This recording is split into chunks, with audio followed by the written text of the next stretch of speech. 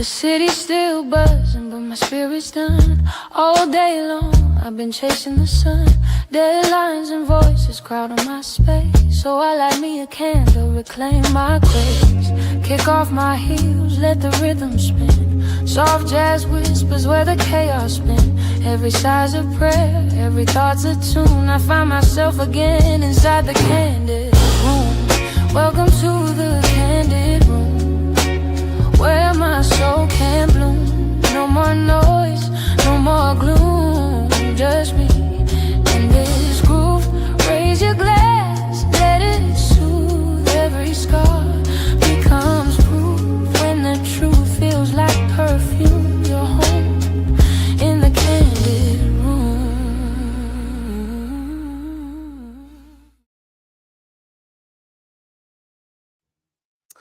Good morning, everybody. Good morning. This is your girl, Miss Maggie T. I'm here. How's it going? I said I was going to start doing this a lot more often. Give y'all a chance to come up in here. Let me cut this ring light off. I don't need it. But what's happening, everybody? This is your girl. How you doing? How you doing? How you living? We'll be having a good conversation today. I'm gonna give people a little time to come up in here and get ready for the conversation and make sure it is broadcast everywhere. Hold on. Hope everybody is well. Put some music on while we're doing this. I hope everybody's having a prosperous day.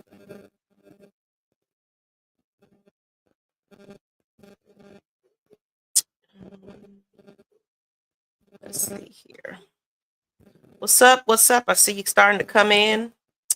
Hello, everybody. This is open to all conversations this morning. I said I'm gonna start doing this a little bit more often to give people some motivation. Either you're at work, on the way to work, you're at home chilling, whatever the case may be.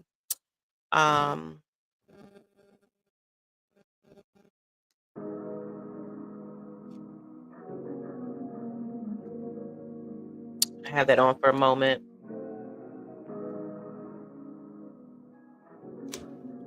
But I hope y'all doing well. I see some people in the chat. What's going on? Let me see. Good morning. Good morning. What's up, Christy? How you doing? I'm gonna get started in a minute, so just bear with me. I just want to make sure that we are streaming everywhere. And I'm gonna drop the link on this conversation, so if anybody wants to join me, you are welcome. I don't know why my lighting is all off today. Hey, we're gonna make it work, make it do what it do. It's better. But hey, let me make sure this is streaming in some groups here.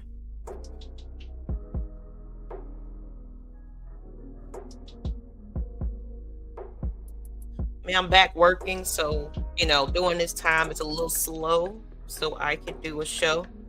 What's up, y'all? I see some more coming in.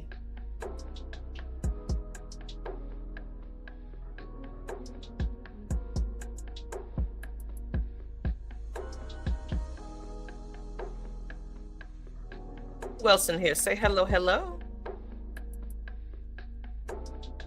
Christy, what's happening though? How are you feeling? How is everybody feeling in the chat? That's my first question. What is your mental health like this morning? Are you in a good mood? Having a bad day? What could it be?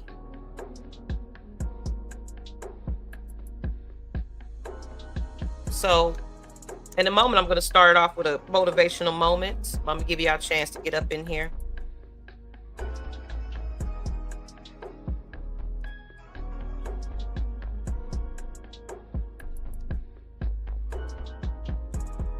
See somebody commenting. Let's see.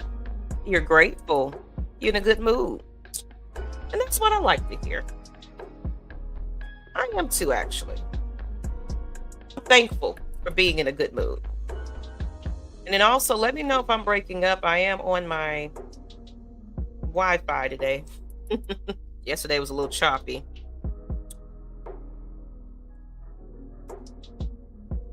But we'll get started in a moment.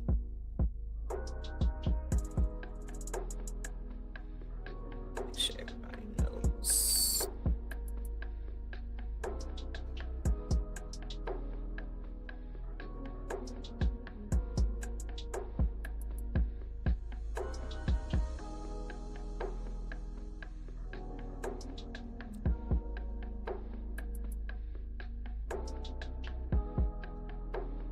All right, all right. It's being shared. Okay. I see y'all up in here. How you doing?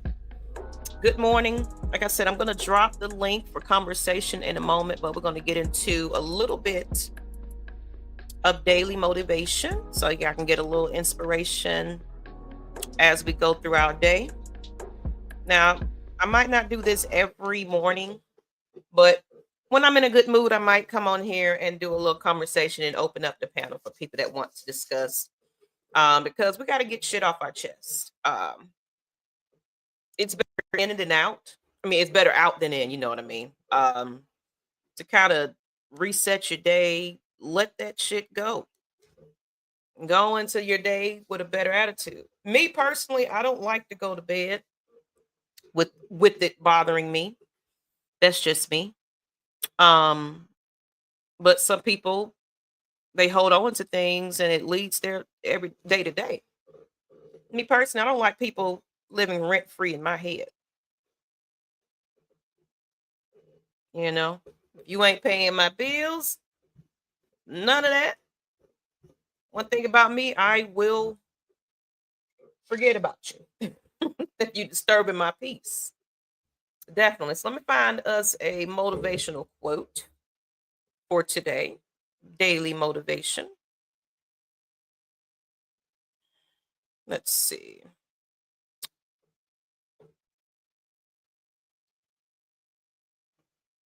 Here's going right here. So it's called No Longer Easy. No longer do you need or want it to be easy. Now you're eager to grow stronger with every challenge. You're fully awake and aware of the boundless opportunities. This is when you choose to act on them. You stay focused on what creates value, brings forth beauty, and spreads goodness.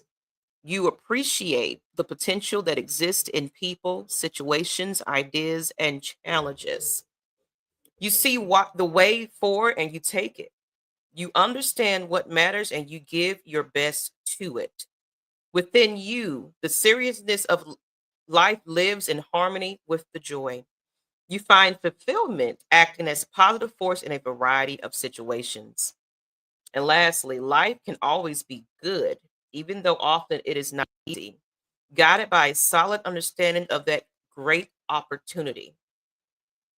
You enter every moment with the highest of potential. So that's by Ralph Martin. And pretty much what that says is uh, it's not easy becoming successful. It's not easy going through life and things like that. But I look at it like this: any small progress in those steps, in those challenges, makes you a better person. Now, you might have some downfalls here and there, but we all have. We all have things in life that halt a lot of things for us. But what happened? You navigated right on through that thing and you're living through it. It's a life lesson. I guarantee that. But I think that's, we got to start talking positive. That's how I look at it. Start your day with a positive message. It's going to get you through. If you are here, please share this out. Share this out to everybody. I appreciate everybody tuning in to me this morning. Like I said, I already know it's not a lot of people watching now because we are at work, but you can always come back and rewatch this. I appreciate everybody. So let's do it. All right. So talking about something that I think a lot of us go through. Why? I don't damn know. But it's time for us to be called out. That's one thing about this. It's the Candid Room, where I hit on some stuff there. Today, we are going to be talking about why do we go back to what hurt us. I'll let y'all ponder on that a little bit. Why do we go back to what hurt us?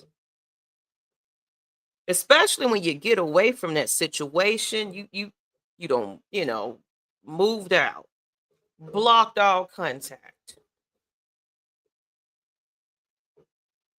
but you still give them access to you after all of that. And you go right back into the same thing over and over and over again. Why? I want to know. And if you're in the chat, if you can, or if you're familiar with it or what have you, let me know that you can relate to this. I know I sure have. I've been with people I know I shouldn't have been with. Should have left a long time ago. My marriage included. 14 years together. And I stuck around for whatever damn reason I did.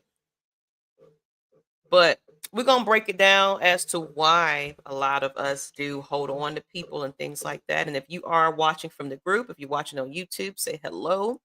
X, I think we're on there as well. Facebook, I appreciate you guys. I'm going to go ahead and put this picture up real quick. I see some comments, and I'm going to get to y'all in a moment. Thank y'all for participating.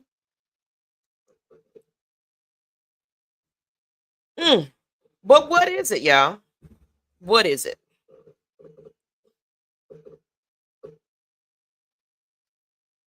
It's clearly not love. Well, at least from the other person that you're juggling with. It can be toxic energy. It can be a number of things. So this is where we at with that. This is called the Maggie T's the drop off. Where we pretty much leave everything on the pavement. And what that mean is basically like how you take your daily walks or you do things to release yourself. Leave it out there on the pavement. Toss it out. Let it go. So why do we go back to what hurt us? Let's see what some of the fans are saying. Then we're going to get into the little breakdown of that. It says familiar. Oh, yeah, definitely. Familiarity and a desire to have what initially was good with that relationship. So you're chasing hope. You're chasing, oh, I remember the times, hang on to hope. Oh, I said it all. You said it right with me. You're holding on to that person. It's going to be a little different if I just stick with them. Oh, they went through some family trauma and they treat me bad because they drink, but it's just the alcohol talking. They don't truly mean it. They come back and tell me they love me and they're sorry. And each and every time, it's good for day one, and then day two, we out of there. It's the same cycle. And hopes that they would change. I've been there. 14 years begging someone for time and attention. My thing is, if somebody really truly wants to be with you, you shouldn't have to beg.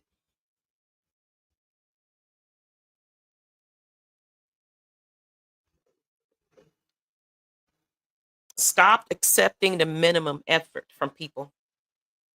You're seeing it. It's right there in your face. It's been year 2, year 3 of the same thing. Excuses after excuses after excuses.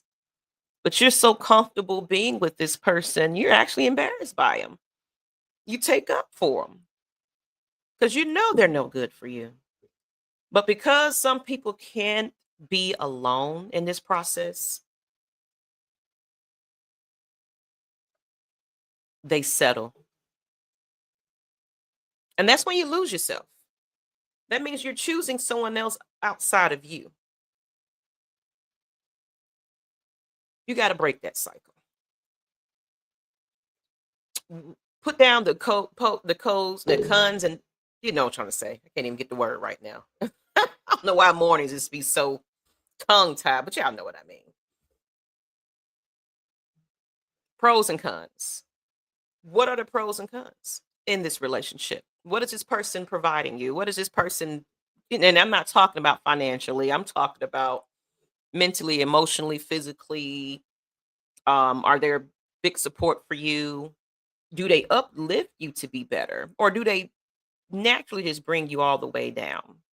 Now, Christy says, I had to realize at the end of a 20-year marriage that I was the change agent. And could not depend on anyone else to address what I and my children needed.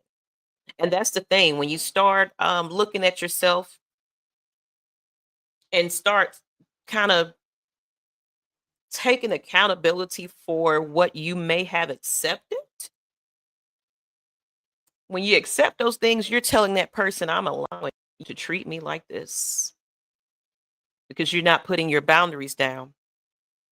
You're not putting your foot down and saying, hey, this is not acceptable for me and my children. You had to break that cycle, and I'm glad you got out of there. And I did too.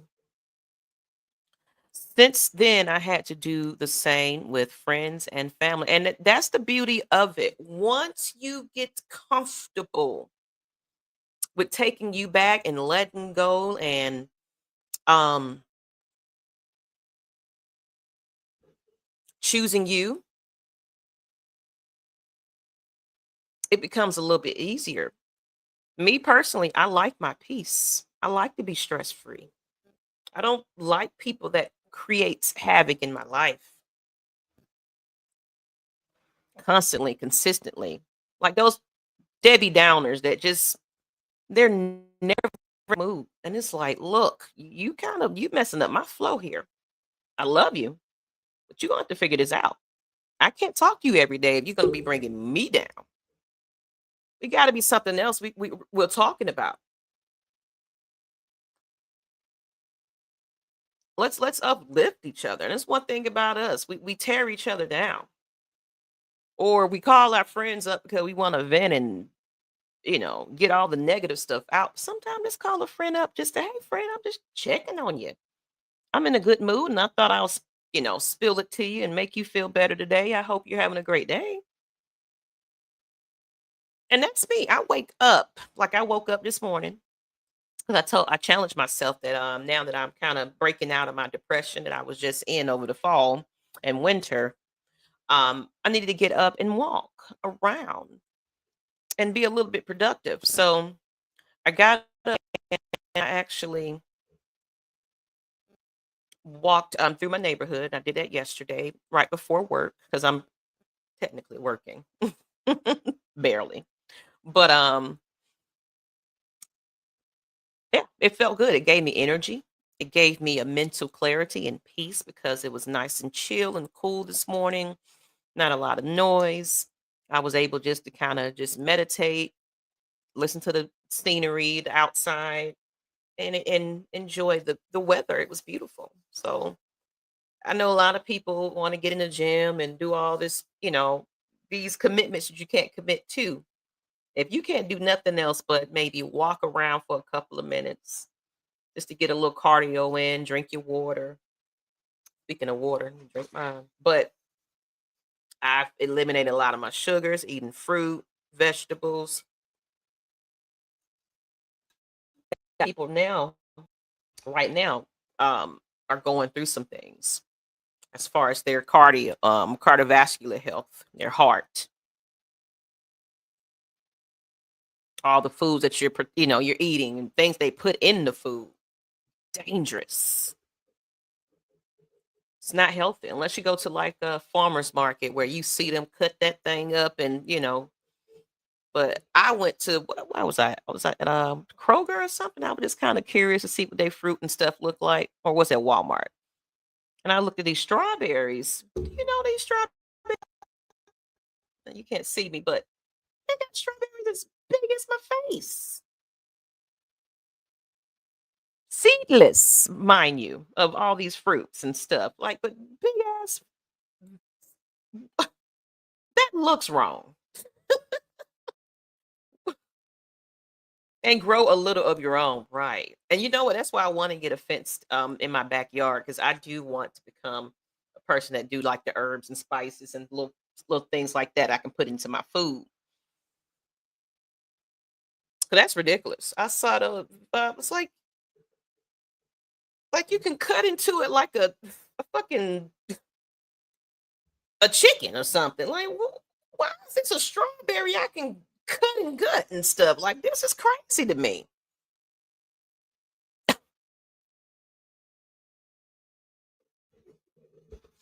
But you got to, y'all. Y'all got to start watching what you eat. Because, yeah, that shelf life and, all that what they do to preserve that food that you're consuming, it doesn't break down in your digestive system. But I'm getting all off track. But let's do it. Let's do it. I'm going to drop the link, though. If anybody wants to join me on this conversation, you can. If not, I'm perfectly fine with rumbling and all that good stuff. So let me put this in the chat and join me in conversation. Like I said, this is just my drop off. So this one is not necessarily like my Kandid Room show, whereas a little bit more. I do give you informative things, but I kind of make it this one more of an open talk. What are the tips to stop that cycle? Oh, are we getting there? We're definitely getting there. So we're going to start off with basically the question was, why do we? Why do we hold on to people that we that don't serve us,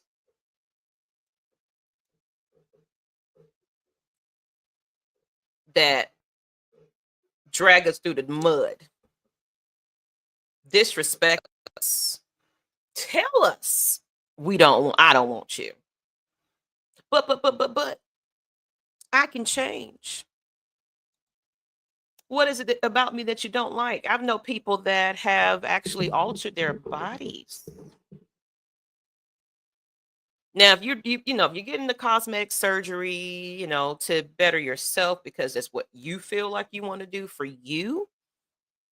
But when you start doing these things or changing who you are, not necessarily cosmetically, but how you act, how you dress, how you walk, how you talk, how you eat, all that. Because this person's saying, yeah, I don't like you like that, but you want to make a change for them to like you. And what happens then? There's a perfect example of somebody that went and got a BBL. Very insecure person, artist by you. Um, because her spouse was looking at other women with big behinds and things like that.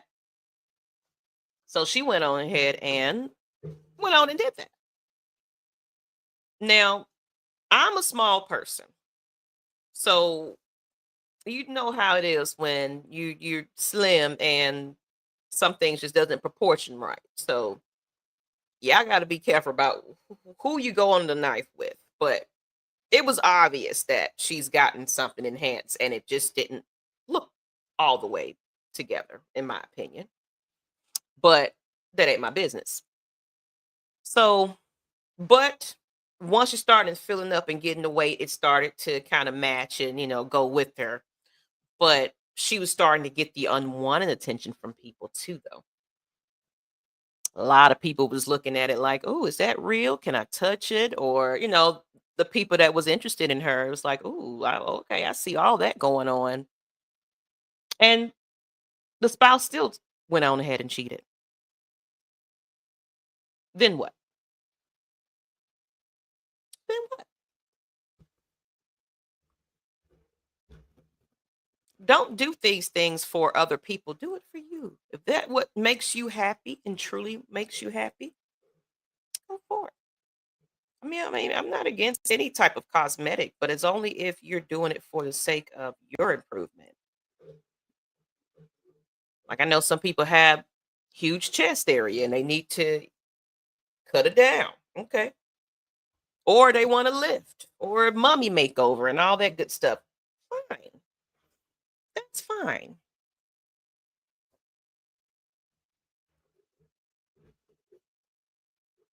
So why do we do it? Yeah. Yeah. The familiar pain versus unknown peace.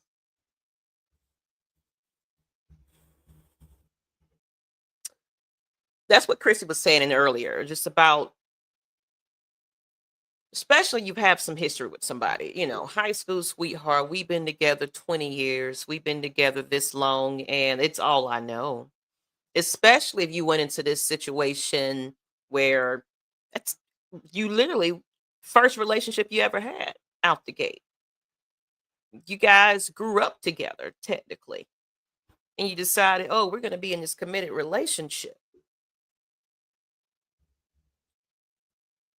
But why is it easier to go back to someone that broke us, than to walk into something that could actually heal us is the question. I think because it's fear. It's fear of the unknown. Some people are so accustomed to a type of treatment, abusive. Um, some people say I like that toxic energy. Oh, it turns me on and all that type of stuff. So some people kind of thrive off of that, or that's just kind of what they seen in their household where their parents are fighting, or a lot of dysfunction wherever they go. So this is all they know. And sometimes a lot of people think, oh, well, that's love. When they disrespect me like that, they just trying to put me in my place. And I also have thought that I could compromise and live with that decision, but I couldn't. Right? It's familiar because, especially for the ones that go into this thing without any independence at all. They give you the sun and the moon speech in the beginning. Oh, I'm going to just provide for you. I'm going to do this. I'm going to do that. And they manipulate you into believing that they are the carer of all things for them. Oh, you don't need your friends. It's okay. Oh, no, don't worry about that family. I got you here. I'm your family. But notice that you start declining hanging out with your people, your family and friends. You all right? I ain't seen you in a minute. Yeah, they whining and dining you all in the beginning, making you feel beautiful. Oh my goodness, you're saying all the right things. But we're not asking all those questions either, because we're just, oh, gifts galore.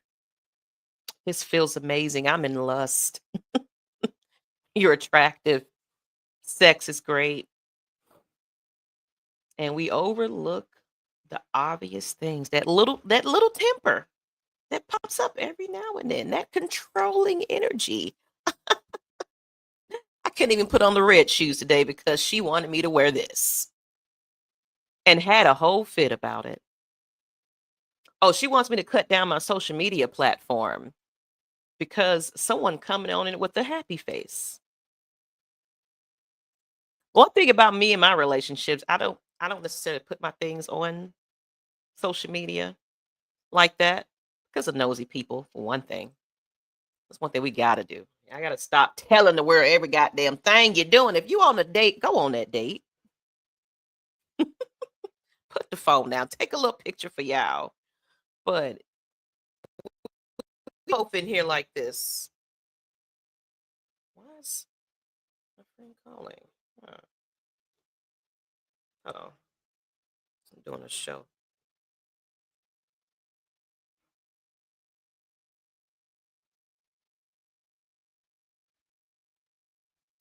People like to call me. But anyway, but yeah, whining and dining you, kind of giving you everything. And then you start seeing just a little bit of that little anger. Or he pushed me this up, just push me a little bit. But it's okay. It's okay. It's fine. I shouldn't have reacted that way. Maybe I needed to come in a little quieter. I guess them dishes should have been done.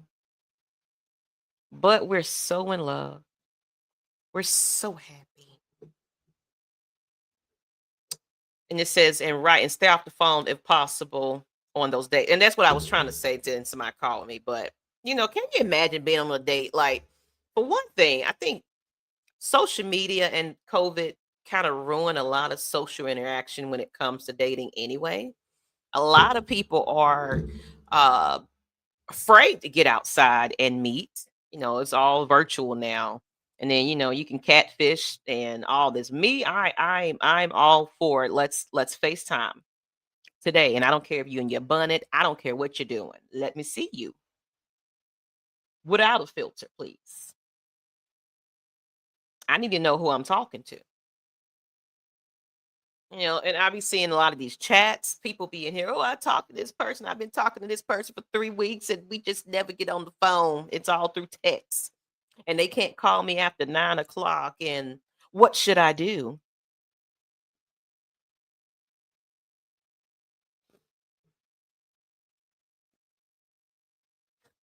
Some of these questions I just like, come again. Did you really read what you just asked everybody? Are you serious right now? What should you do? But anyway, um, COVID, social media has ruined what dating could be now. Anybody can look like something filtered. Um, you're your representative when you're talking to somebody because you control what the text says, you control how you answer your questions and things like that. But it eliminates that face to face though. And then some people are afraid to get out there and meet people. I tell people all the time, don't wait on somebody to hang out. Go out by yourself. Find some. There's plenty of local events around there where people got to learn how to be alone and entertain themselves. I'm good for that. I'll go out to eat. I've hosted my own events. I go to other people's events to support by myself and I enjoy myself. And that's how I meet people. People be complaining about these dating apps and everything else, and um it's piss in the water and whatever they say, but it's like, well, okay, what else are you doing to find somebody?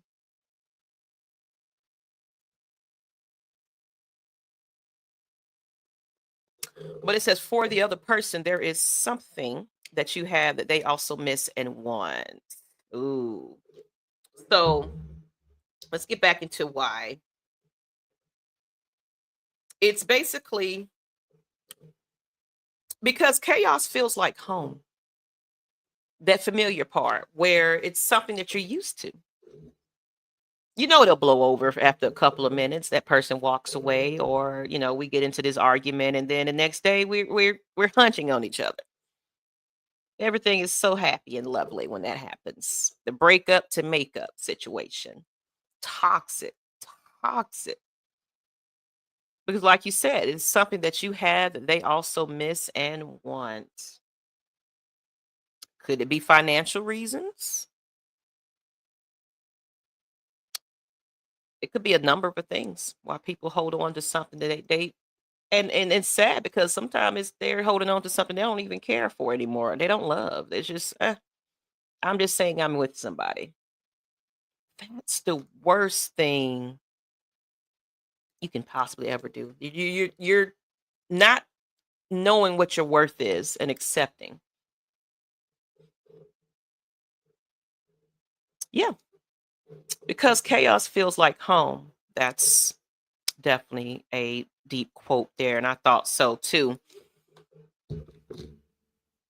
Especially if that's what your upbringing was also. That's all you're saying. Like I said, like, we are creatures of habit and chaos, and we look at it like, well, that's love. That's just how life goes. I see my parents, I see my aunties, I seen, but you have to break that cycle. That is not healthy. Now, back in the day, families stuck together a little longer, but that's due to the fact there wasn't social media that can catch them. You still had granddaddy over there with a whole family on the other end of the street.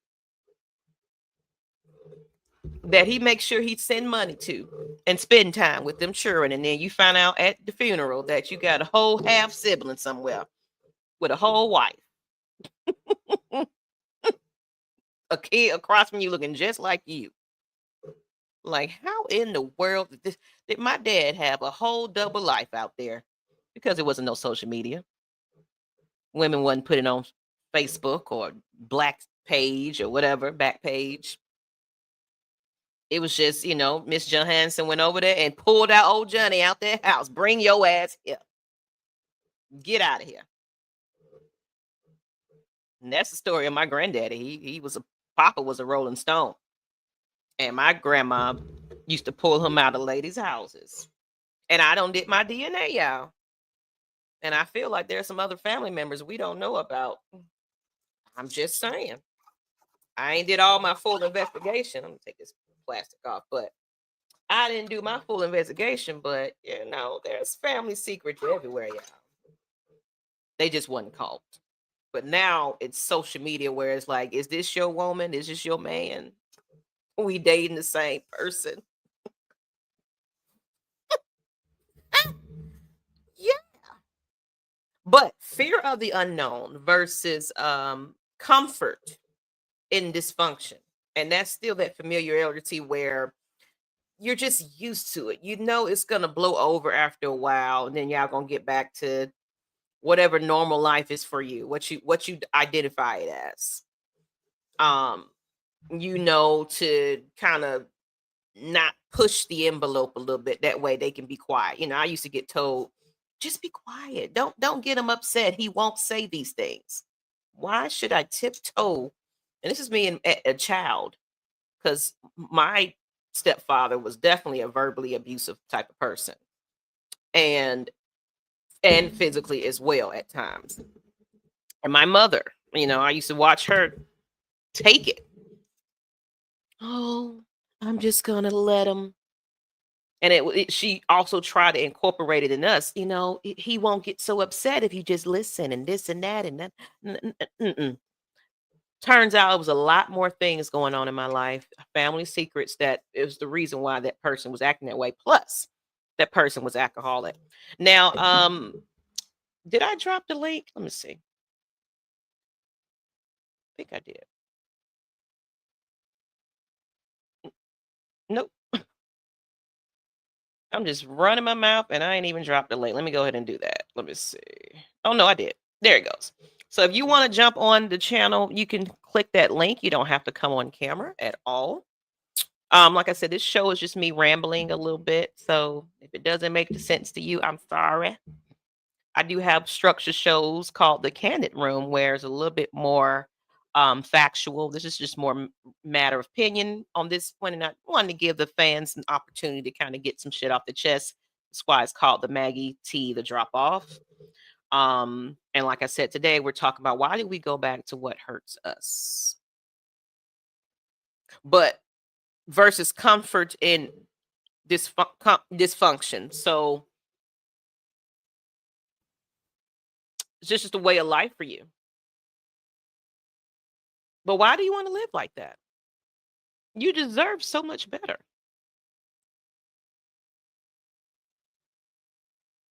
And fear of the unknown is basically, it's where you decide to take you back, and it's like, you know what? I am so tired of the disrespect. I'm exhausted for this situation. You finally put that boundary down, and you're like, I got to get up out of here for me, because mentally it is hurting me. Emotionally, I'm not myself. I lost myself. We have somebody in the chat. Come on, come on, come on with it. I'm gonna bring you up in a moment, but it's just the what ifs outside of that, especially for those that just, and I talk about this all the time.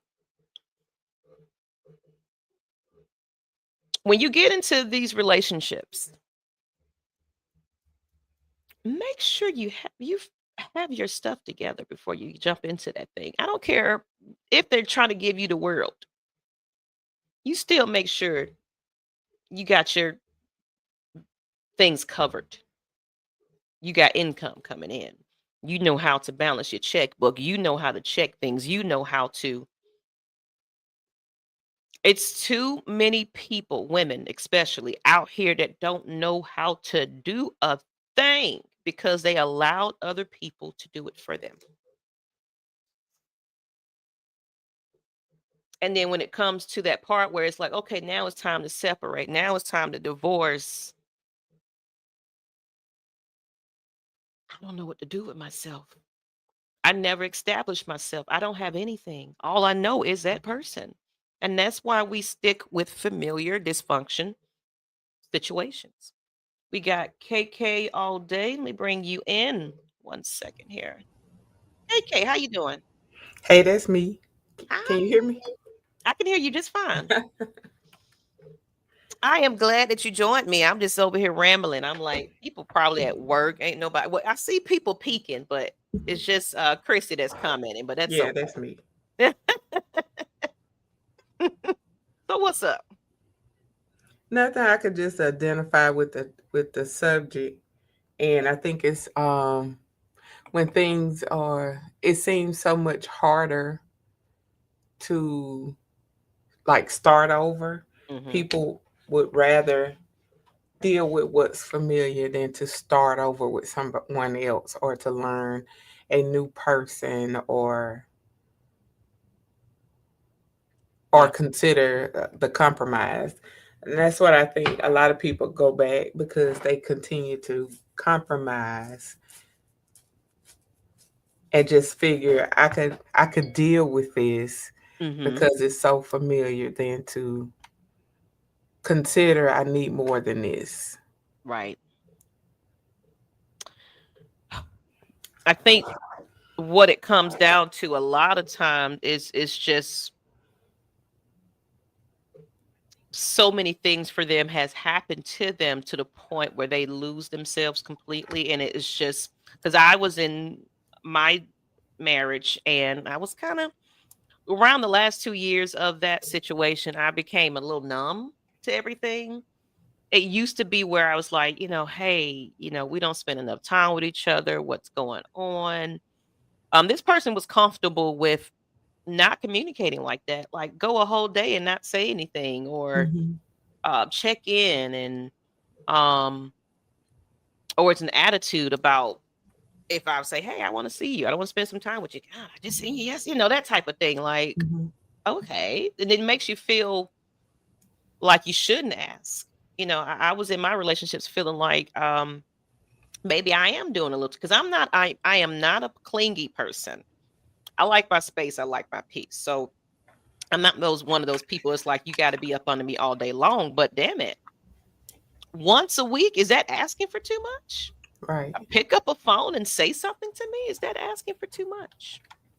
And I used to question that. And so it got to a point where I started growing, and of course started going to therapy and started taking accountability for the things I allowed, like the person that cheated on me. I still had kids and all that, even though despite that, because I was like, well, I don't want to be that mother that's single and out here on my own. So I accepted it. And it tore me all the way down. So, and that was me sacrificing myself for the sake of my children. And I was like, oh my God. Hmm. Only because I saw my mother do it. Right. So it was something familiar. And even aunties, they 20 years, 30 years over, it's a badge of honor to be married that damn long. But it's like, are you happy though? Right. That's not, that's not, that's not bragging rights for me. I'm like the story it says, I can do bad by myself. Right. And then of course, trauma bonds and emotional patterns. So, oh my gosh, yes, you get with that person and y'all bond on the fact that you went through so much trauma in your lives. And it's like, I'm familiar with that. Yeah, I am too. And you guys trauma dump on each other, and you Right. confide in each other, but we're just venting and we're just talking, but we're not resolving what the inner hurt does for us. And then sometimes, that trauma, you take that, let's say you was abused. Some people become abusive because of Right. it. Right. Because that's their pain. That's how they know how to function. It's like to get a reaction of somebody or get what they want out of somebody, let me beat them down. And I'm not just talking about physical, I'm talking about verbal Yeah. also. And It can be mental. verbal and mental, definitely. And emotional patterns. Like, it's one of those things where you don't do your inner work. How people jump from relationship to relationship and they wonder, why do I keep running into the same type of person? Let's look back at yourself. Who are you choosing? And why are you choosing these type of people? Oh, because Right. it's what I like. This is what I know. But is that healthy? And also these unrealistic list of what I'm looking for in a partner. It gets ridiculous nowadays. And a Right. lot of people honestly don't. Now, in a healthier situation, when some people that want to build and work on a relationship and actually do their inner work and things like that, this is the culture now of quitting so fast as well. Right. They give up so easily. Well, what is defining a relationship today? What is defining and that's a good And are question. people even saying it? Because when for 20 years in a marriage, then when you come out of it, there's a big there's a big It's a gap in difference. time that Yes. was different for me. Mm-hmm. And so it's like people don't even say you're in a relationship. Well, what am I to you?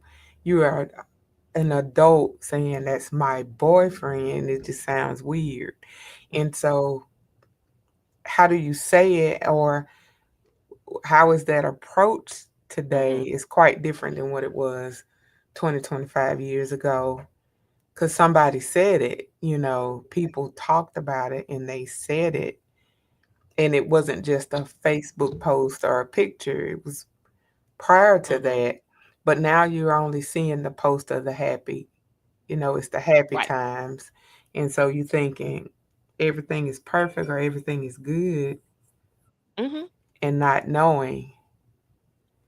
My experience was similar to yours, where I saw and experienced abuse as a child, Mm-hmm. but, I was saved by my grandmother and my aunt and my mom. Eventually came out of a situation with my dad. But once I took those vows and you're in a religious household, what's better? How do you define what's the worst? You Mm. see what I'm saying? Mm-hmm. No, but when you say for better or for worse, is this bad enough? Or, you know, Mm. even on the mental part, I wanted to be the perfect wife. So I'll get up at 4, make sure everything's done, kids off to school, then I go to work. And then come home the same way, dinner is done, everybody's clothes clean. You do the whole 9. Mm-hmm. My critique would be, um, I left a dish in the sink, you know, and so it was such a thing I would hold on to, is just making sure that's not there. But it was never enough. So when I Mm. determined, well, I'm doing this for the kids, and that seems to be a lot. But one day I was just fed up and everything was just going too far. My daughter was 9, and she said, and I just sat down with my children. They are 5 years apart, so it was like 9 and 14. Mm-hmm. And my daughter looks at me, who a 9-year-old says, Mama, I just thought you would have ended it with daddy a long time ago. Oh. It Mm. was the defining moment because a lot of times we're thinking you're not arguing in front of kids, so the kids don't know. And There are certain things that you think the kids Oh, don't they know, but they they could pay tell a attention. shift in the difference between Right. things, and Mhm. it was the real defining moment for me. And once I said no more, and that person left, I guess he thought, my ex-husband left, and he just thought, I could come. I'm gonna give her a few weeks, and I'm coming back. I didn't. I actually got up at 3 o'clock one morning, and I just coming out of a little depression and washed everything. I washed his shoes. I washed dress shoes. I turned on some music. I opened the carport back door to the utility room. I washed, and I went to Walmart at that time. Walmart was 24 hours. Went to Mhm. Walmart because my kids were older. I went to Walmart and bought commercial garbage bags. I washed and dried and folded absolutely everything he had. And I put them in bags on the porch, and I just Ooh, started cleaning out my house. And it nice. was the first time I felt like free. Mhm. Yep. And I never regretted that decision to I did give him a second chance prior to that, but never Mhm. again. I think strike two was my strike three, and I just figured I did not want to live the life that my mom did, allowing my dad to come in and out, and he immediately would take control and be aggressive or anything like that. My ex-husband wasn't aggressive, but he was just very cunning because my crutch became food, and my favorite was ice cream. Mhm. And so he knew what to bring back. Like I like purses. So it was an expensive bag and something to eat. It was something expensive and something to eat. And it got to the point I didn't want it. I didn't want any of those things. It didn't mean anything. It just became like it wasn't an award or an I'm sorry. It just felt like a slap in the face. It could Yeah. have been what I saw as a child as physical. He was Mhm. doing it to me mentally, and so I did not want those things anymore. Yeah. Anything that was familiar to that situation. Yeah, And then eating. That's right, that's kind of a vice. Some people have different vices, and not necessarily has to be drug related, alcohol related. Eating right. Eating was a makes you feel thing, happy. and Shopping makes you feel happy. or the But appearance of mhm, what was perfect, because right. people thought he was the perfect husband. Mhm. Everything was Mhm. always together, Mhm. and we didn't fuss or argue in public, and Mhm. nothing like that. And the way my mother-in-law explained it to me was, why did I make a post on Facebook that it was over? Why did I do that? Because her and his dad stayed in separate bedrooms. I told her I was a woman and that I have needs. Why would I do that? Why would I stay in a separate bedroom? Ooh, And then it hit me that was a family. that's the thing. It was familiar to him. That was Mhm. familiar to him, but it was nothing that I never wanted. Nobody knew that they lived separate lives like that because everything was a front. And I just felt betrayed and lied to from the door. They put on this persona as a perfect family, and it wasn't. Right. And so I wanted to end that because Mhm. any decisions that I wanted to have an impact on my children, I wanted them to make that decision as adults for themselves, not because they saw that in my house. Right. And so I had to stop it because when your daughter is 9 and says, "Mom, I thought you would do this a long time ago," that hit different. Mhm. And it was like for me, around the years that I was just like, my spouse, we separated at that point where we weren't even together, living in the same place. But we was trying to make it work and date and figure things out and things like that. But one day I sat down and talked to mine, and I was like, look, now we didn't have any ties to anything, so I was able to walk away with um, not too much of a trouble um, because we didn't have kids together. But you know, I used to always question. It's like you know, you're not really making the effort. Now I get it in initial beginning of a relationship. You know, you coming into somebody with children and things like that. Me personally, they have their own parent. I'm not asking you to do anything, take care of anything. I got that, they got that. I just want you to develop a relationship, you know, create a bond. If you're going to be somebody I'm introducing to them in my life, which I rarely do, that means you're important to me. And if you're important to me, you know, I want them to also know who you are. Um, but my spouse didn't make the effort like that to really develop a relationship with them. I think they was more comfortable with just being with me.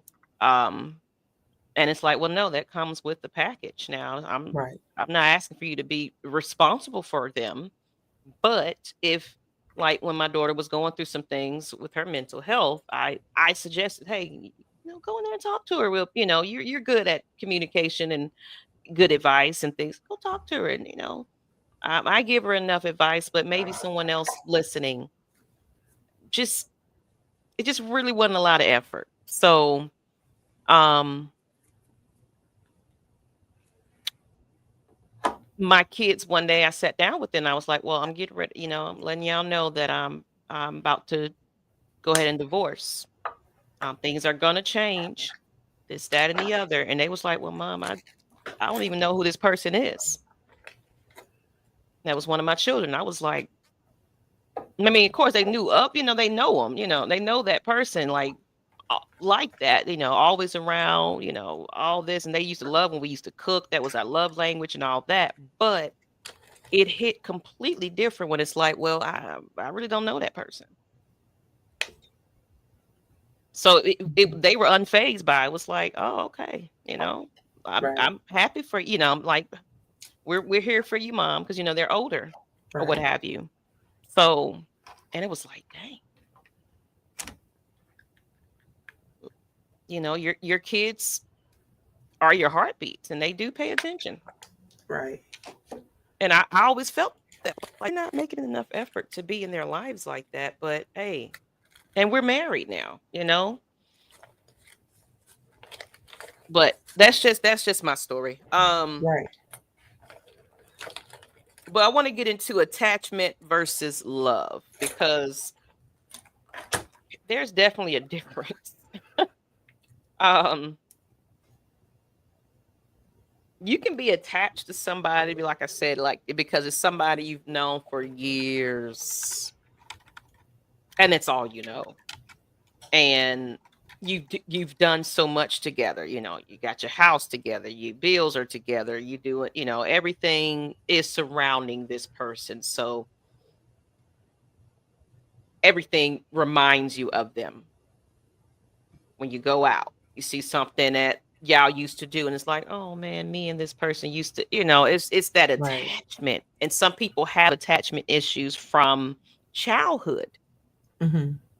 because of they were seeking that love from their loved ones, their family, their parents. Like it starts from youth, the attachment issues. And I had attachment issues to a point where now I have detachment issues where I would isolate and rather be to myself. And I had to, because I'm in a relationship now, just started dating like December of last year.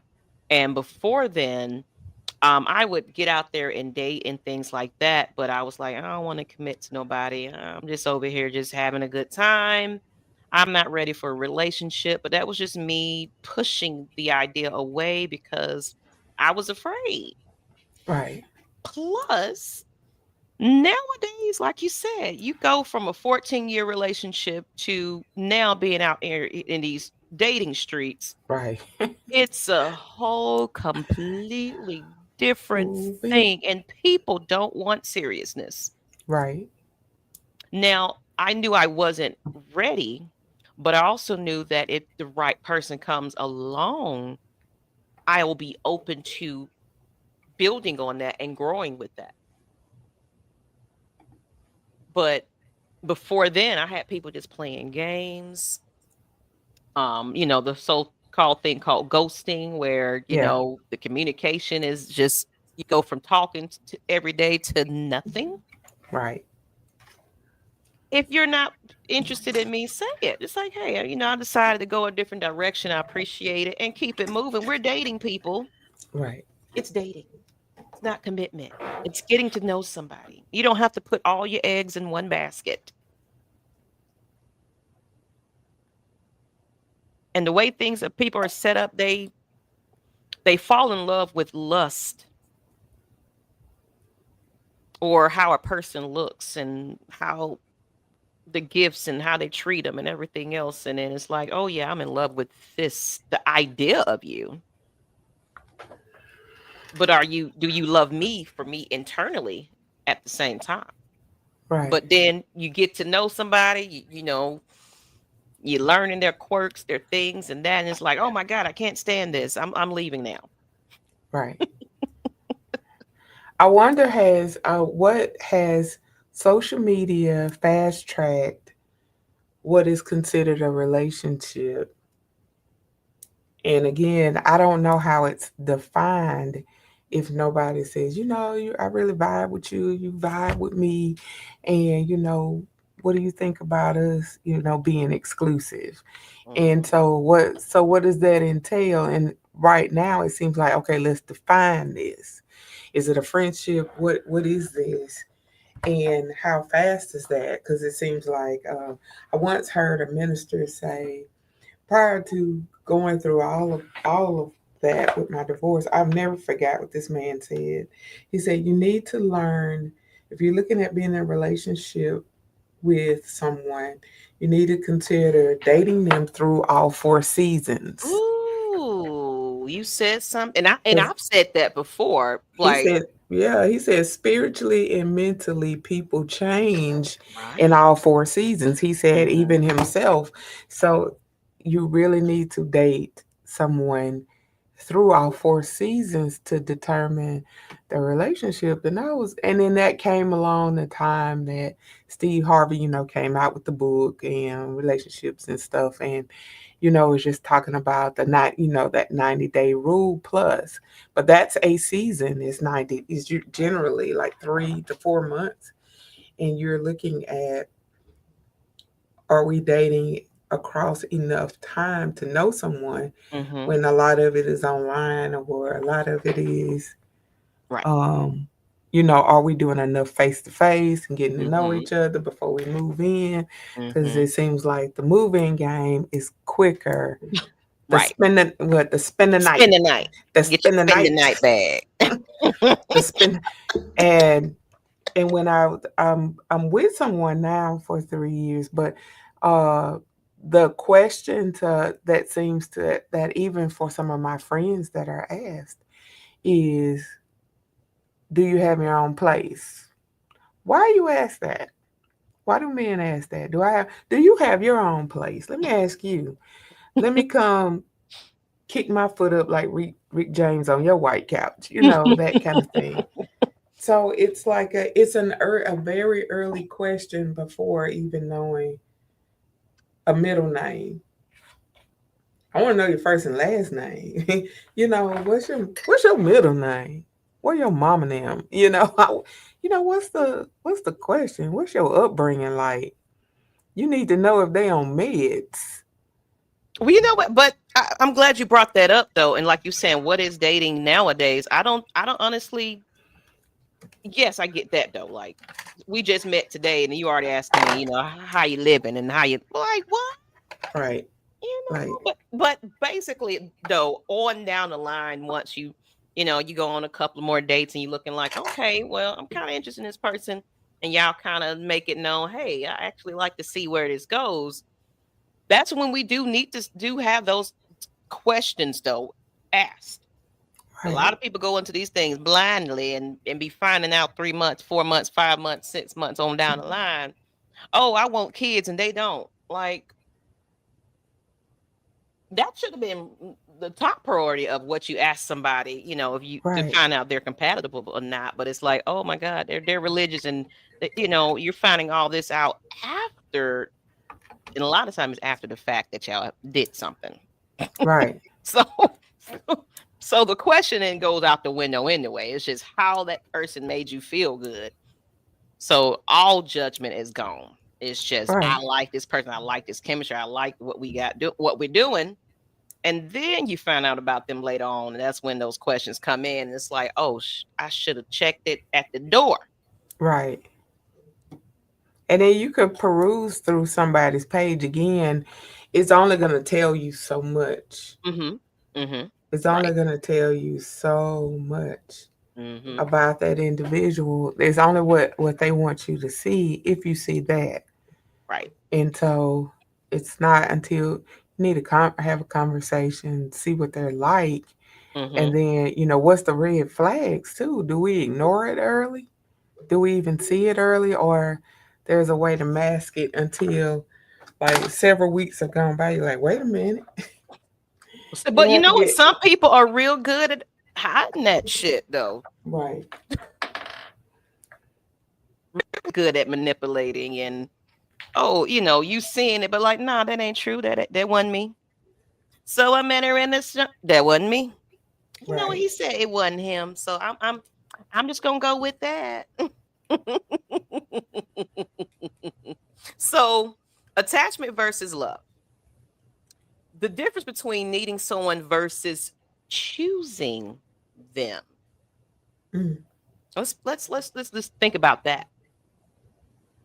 There a lot of people are out here feeling like that, especially the ones that jump from relationship that I can't live single. I gotta be up under somebody. I just need somebody in my life. Mm-hmm. I don't know how to be alone. So they're needing companionship. They're needing a partner. So they go out there, and I can say desperately looking for someone to fill that void. And a lot of times it's because they lacked that love when they were younger or previous relationships. So it's like I'm hungering for that yearning of somebody. Mm-hmm. But a lot of times they you hear what, Black Mary? Um a lot of times they accept things, they overlook things only because it's like, hey, I'm with somebody and I'm perfectly okay with that. Is it a rocky? Yes, but I'm with somebody. Am I happy? Questionable, but I'm with somebody because I don't know how to be alone. What do you do? Do I just sit here and twiddle my thumbs? No. You get up and get a hobby. You get up and make money, create a business, be productive, Right. do something that distracts you. Take yourself out, treat yourself. We have to start learning how to love on ourselves without other people. Right. I'm always buying me something nice and cute or something and like, ooh. And I get it and I be so excited and happy about it. Like I got this little microphone for myself and I just been so excited about it, Just buy me little stuff because that just makes me happy. Right. One But of the first things in counseling I learned, I did not pay attention to this counselor that my ex-husband, he chose it because he was paying for it. So I mhm, ended up with these alone sessions, and he went through these steps with me where he was asking me about favorite colors of everybody and, what did I take care of with everybody. And he asked me mine and I couldn't answer. He asked me, do you like sports? And I said, yeah, I grew up liking sports, wrestling and football. mhm, He was like, who's your team? And I couldn't tell him. I could tell him about everybody else. I couldn't tell him mine. And that was the first assignment, was to identify back then. And that's how I was a Falcons fan, but I wasn't like as enthralled into the team as I knew everyone mhm, else's, what everybody else's liked, what their birthdays were, what mhm. everything about them that I didn't know about me, and that sort of was a turning Oh. point where I could not answer the questions for me. So, but today I see it takes 30 hours a day to attend to your own needs, to attend to your own business. And people think that doesn't make sense. Well, you will never be 100% spiritually aligned, mentally aligned with everything. You're not happy 100% every day. Right. Or what makes you happy? And so helping to decipher what that is takes time with studying you. What do you like? What do you Mm-hmm. want? And so mentally, physically, financially, relationally, are you at 100% in all of those pillars that surround your life? It would take more than 30 hours a day Oh yeah. to Hmm. mind your own damn business. And Right. so when I started to attending to my needs and figuring out what I like, then I'm never 100% on any of those. So I started minding my own business and I started learning. To me, the in America, the hardest word is no. It's very hard for a person that's a natural giver to Mm-hmm. pronounce Mm-hmm. to people they care about. And it's even harder for somebody that takes from you to comprehend.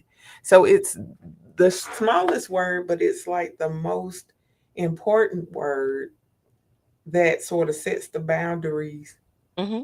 for you to really just say, hey, I need to take some time for myself. And I still get lost in the sauce because I have a 7-year old right now that lives with me, Uh-oh. and I have to tell her no. And, and Yeah. she's understanding, and then even telling her about boundaries and having time and just telling people no. My hardest was my mother, was just telling her certain things I didn't want to hear about other folks' business. I don't want to hear certain things or her critique of me or have whatever wherever my dad dropped off with things she picked up. And Mm. so and that's how again I would leave and go stay with my grandmother. I didn't care if I went to 1,000 churches every night. I felt loved there. Mm-hmm. And so as an adult I had to start telling her no to a lot of things that I wasn't. So she called it me being selfish. Mm-hmm. But I told her to get used to it. So I had to set the boundaries and accept that a lot of people were not going to like the changes that you make for yourself. And that's for men or women, whatever change that you make for yourself, a lot of people are not going to like Are it. not gonna like But it. but they Right. can get used to it. If they so choose. Some people are Yeah. so, oh, you're changed, you're different, Yeah. Yeah. as if it's a negative thing, and a lot of them remove themselves from your life. Like, well, Right. you're not, especially Right. like, let's say for instance, you did hang around with the people that really just wasn't good for you. Back when we Right. was younger, we out partying, we out Right. having a good time, and then you start growing up a little bit. Like, I don't want to be out in these streets drinking all day long, doing this all day, partying, clubs, this and that. Y'all got to have something better to do with your life. Oh, you're changing on us. You're different. You're Mhm. moving on into better, bigger and better things. I don't like this. Okay, cool. That means that you wasn't aligned with me in the first place. So thank you. I'm shedding my weight of you, and I appreciate you. Oh, the times that we had, I cherish all of that. But I have matured into a whole different person, and we have to make changes for ourselves. Um, and it also says emotional dependency versus genuine connection. Mm. So, like I said, trauma bonding, you've letting all everything out to this person. They know you like the back of your hand. And a lot of time they'll take that advantage of that and utilize it to gain control, um, get what they want out of you, because they know that you are fragile. Um, And then, of course, some people are so attached to somebody they can't function without you. It's like I can't live, I can't breathe, I can't eat without you. I got to have you to do everything. And that's when that's that codependency. Mhm. If you can't walk outside on your own and handle your everyday life, This person got to be at the hip for you. You got to have them on the phone. You got to be. I used to date somebody that I had to literally have my phone propped up in front of me um all day if I allowed it, and then get off work because I work from home, and oh well, I can't sleep without you. I got to be up under you, but can we sleep on the phone? That type of thing. And it's like, and what was happening was I wasn't having enough time for myself because I'm catering to that person to make sure they're all right because of their mental Mhm. health. They need me in order to survive. But at the end of the day, when I started kind of pulling that away, and that person was starting to having to figure it out on their own, you're perfectly fine without me. You got this. I mean, I can be a compliment to you, but I am not somebody that's your savior at the end of the day. You got to save yourself. You got to help yourself. A lot of people get helpless in their relationships and lose themselves. And that's the worst thing you can do. But genuine connection is that person is really authentically, here for your best interest. Um, when y'all connect, it's positive relationship. You got healthy communication.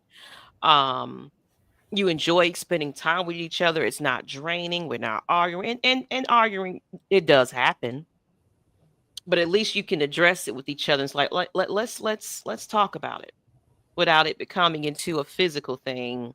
You're listening to each other. Um, you're showing effort.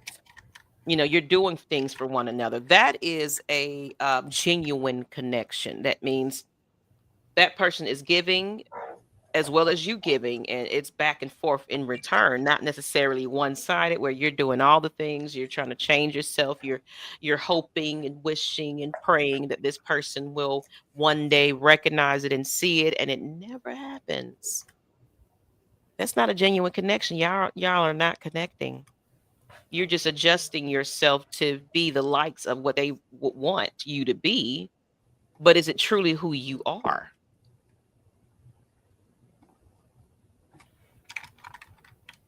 Yeah.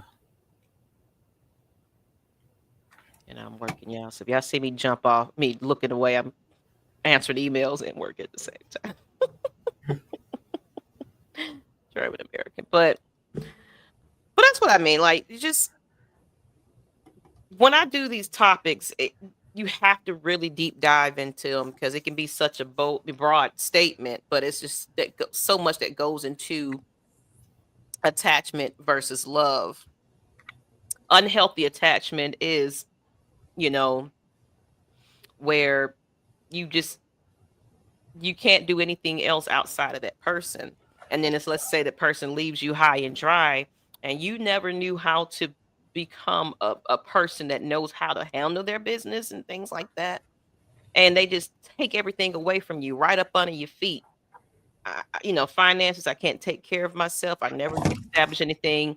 I never went to work. I never did this. I don't know where to begin, where to start, how to do it. Don't get like that. Right. However you look at it, I personally was taught by an auntie, like, I don't care what you do, always make sure you can cover yourself at the end of the day. If you can't do anything else, put aside some income for yourself. Don't be stuck, but that's what happens. We get stuck. Right. And I'm talking for myself as well, because I did. I stay with a little bare minimum little job, and making a little end meets with that, but I knew I couldn't do it on my own. At some point I was like, so my divorce was prolonged because it's like, now I got to but I did figure it out before I made that decision though. I ended up Mhm. finding a better job and things like that and getting my stuff together before I made that decision, but that's because I told myself to do that. But a lot of people don't have that option. And I got a question. What about people that gaslight their way back in? Yeah, I mean, it that's what it is. That's what I'm saying. It's like that person knows you from point A, point B, like top to bottom. So they know very little things to say or do that's going to make you forget everything that just happened and bring you right back up in there. Say something that is familiar. Or let's say, like I used to do, I'll bring up the things that bothered me and things like that. And, oh, I'm going to change. I'm sorry. I mean to this, that, and the other. And then they do it for what? A week. Right. Then it's back to the same old. So, but people that are manipulators, gaslighters, things like that, they listen particularly to pick up on cues on how they can rear you back in. And it can be with gifts, physical acts, well, I already know that, she likes when I do this to her. Mm-hmm. And I miss that, and then they you're attached. So it's like, oh, my goodness, I missed you. And I wish we could do this one more time. When you said you was over with it, that was a toxic situation. I got to get you out of my system. But then it's like you're laying out there lonely, knowing damn well this person is not good for you. But it's like, hey, big head, what's up? Right. And of course, or how about the one that be on social media? Y'all ain't communicating. Blocked on all platforms, and then all of a sudden they get a burner page, and it's like, hey, liking stuff, Right. sending little messages, and it's like, oh, they went through all those hoops and hurdles to think about me. They must really love me. They must miss me. Let me see what they got going on. But yeah, a lot of them know how to find things that you've told them what makes you happy. You've told them how it gets you. Like if you start, like when you go into these relationships and to a person that is here for bad intentions, they're going to listen to those previous relationships. And it's like you telling them, yep, I used to allow my mate to cheat and I stuck with them and I did this and I was beat down. You're giving them the blueprint of how to do you as well.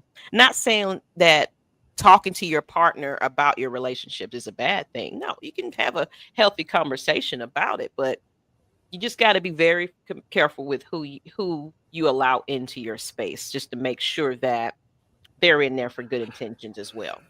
But sometimes it's hard to determine that right up front. It takes a little while to figure out who this person is.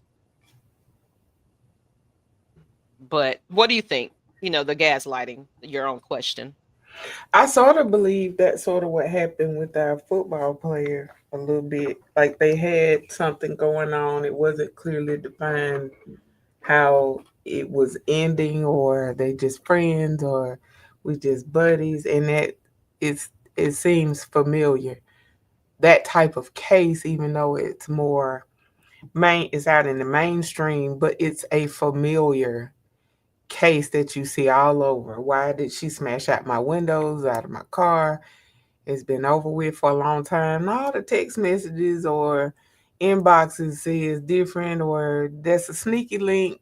Sneaky link ain't sneaky. So you see what I'm saying? So how are things defined? Because is it just an intimate relationship? If you don't set boundaries even within somebody, still, even though you're doing that with a partner, when you set those kind of boundaries, like it is what it is, Yeah. somebody's gonna catch a little feelings. Like I hadn't heard from you in a while. Why is so? What were the boundaries? Like we said what we I'm living said we're proof of gonna be that. doing. I told you I got out my divorce and I was kind of dating casually, thinking, oh, casual is the thing, I mean, I ain't no attachment to nobody.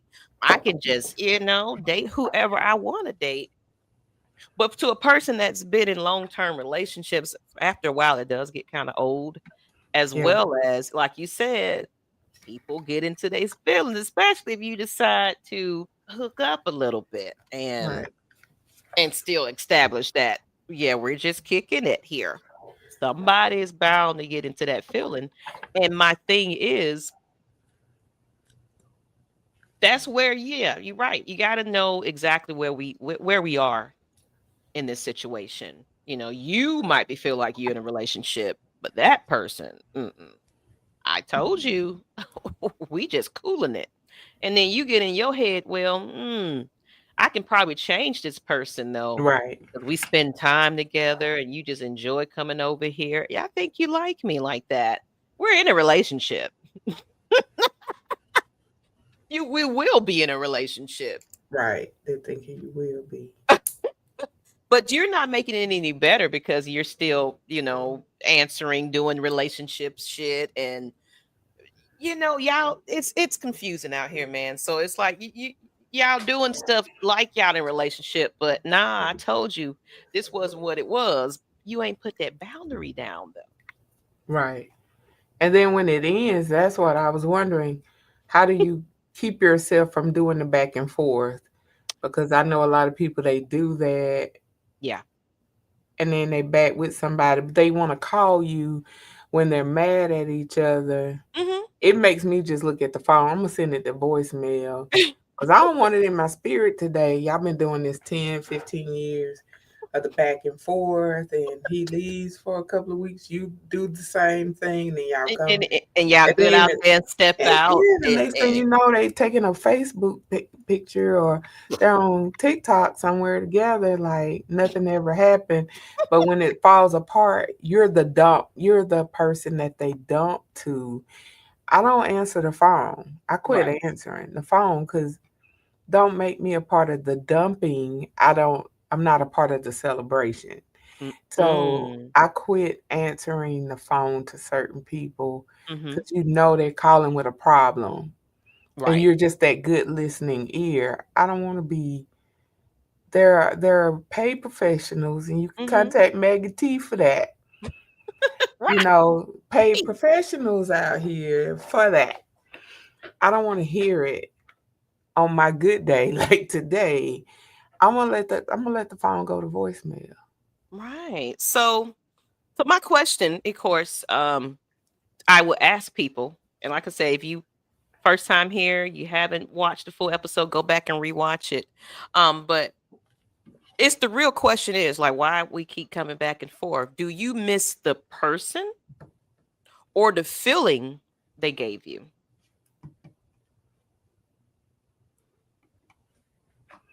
And that can be anything. That can be Yeah. the gifts that they bring. That can be you know, we just have a good time when we go out. I enjoy your company. So I like that feeling when we spend time with each other. But it's also, is that a genuine feeling though? Is that, and is it reciprocated? Is it mutual? Those feelings, or Mhm. or are you just kind of missing them because you're by yourself and it's like you'll be all right. You'll be fine. You'll think about it and then you be thinking about the bad and then like, you know what, I'm good. Like you said, stop answering that phone call.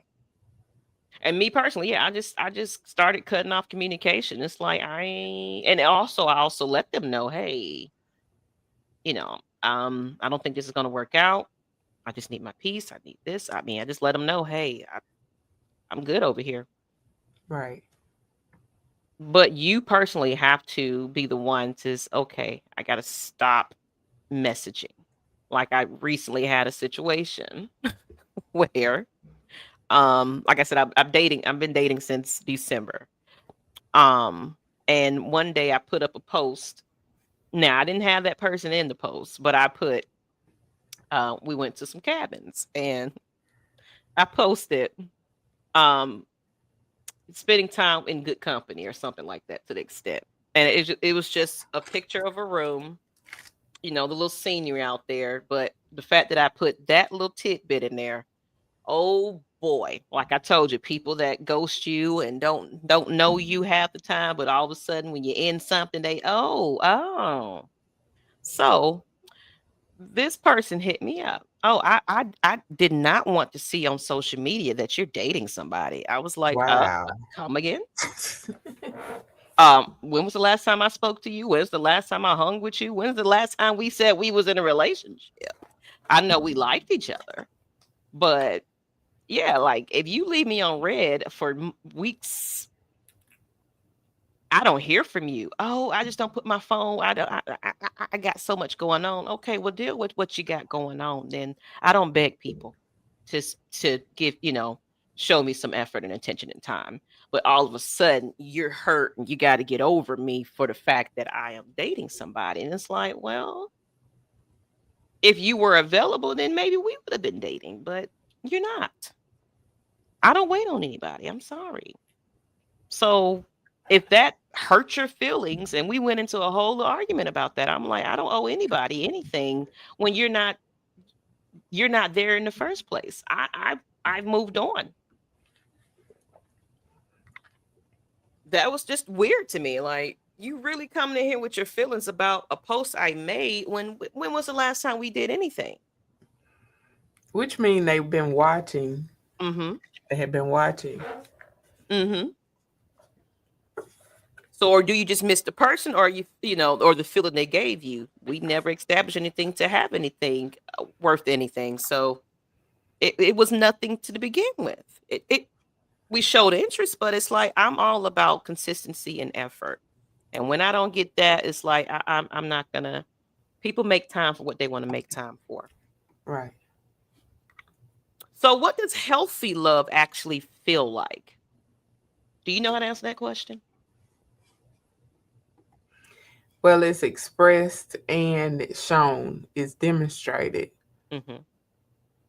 However way that person feels like that is Mm-hmm. how they define it as two or more people that's together. Mm-hmm. Um, to me, it's more than just said; it's demonstrated. Yeah. And even when in tough times, that it's Sometimes still it there's a survives. positive way of dealing with it, even if Mm-hmm. you're not agreeing Right. You can have a with healthy it. communication, about it as well. It's like, and then, be willing to have those uncomfortable conversations, but it's not leading into insults and disrespect and, hitting and all that kind of stuff. So like we can Mhm. have an adult conversation. I always tell people don't go into these conversations when you're heated and mad and huffy and puffy. You're not going to go anywhere with it. Take your moment. And people, you got to get out these feelings of someone saying, I just need some peace right now. I need a little space. Let them walk off and blow that steam off before they come back into you in your face and have that conversation. Because I feel like once that person is calmer and you're calmer, you can have an adult conversation about whatever is bothering you. But not when you're emotional, because all you're going to be doing is Right. yelling, fighting, and nobody's getting any type of point across. And I see Home Team Blackberry. I'll subscribe to his channel. If you are a Atlanta sports fan, telling you, taking it to the pit. It's good content over there. If you guys are Falcons fans, Braves, Hawks, what have you.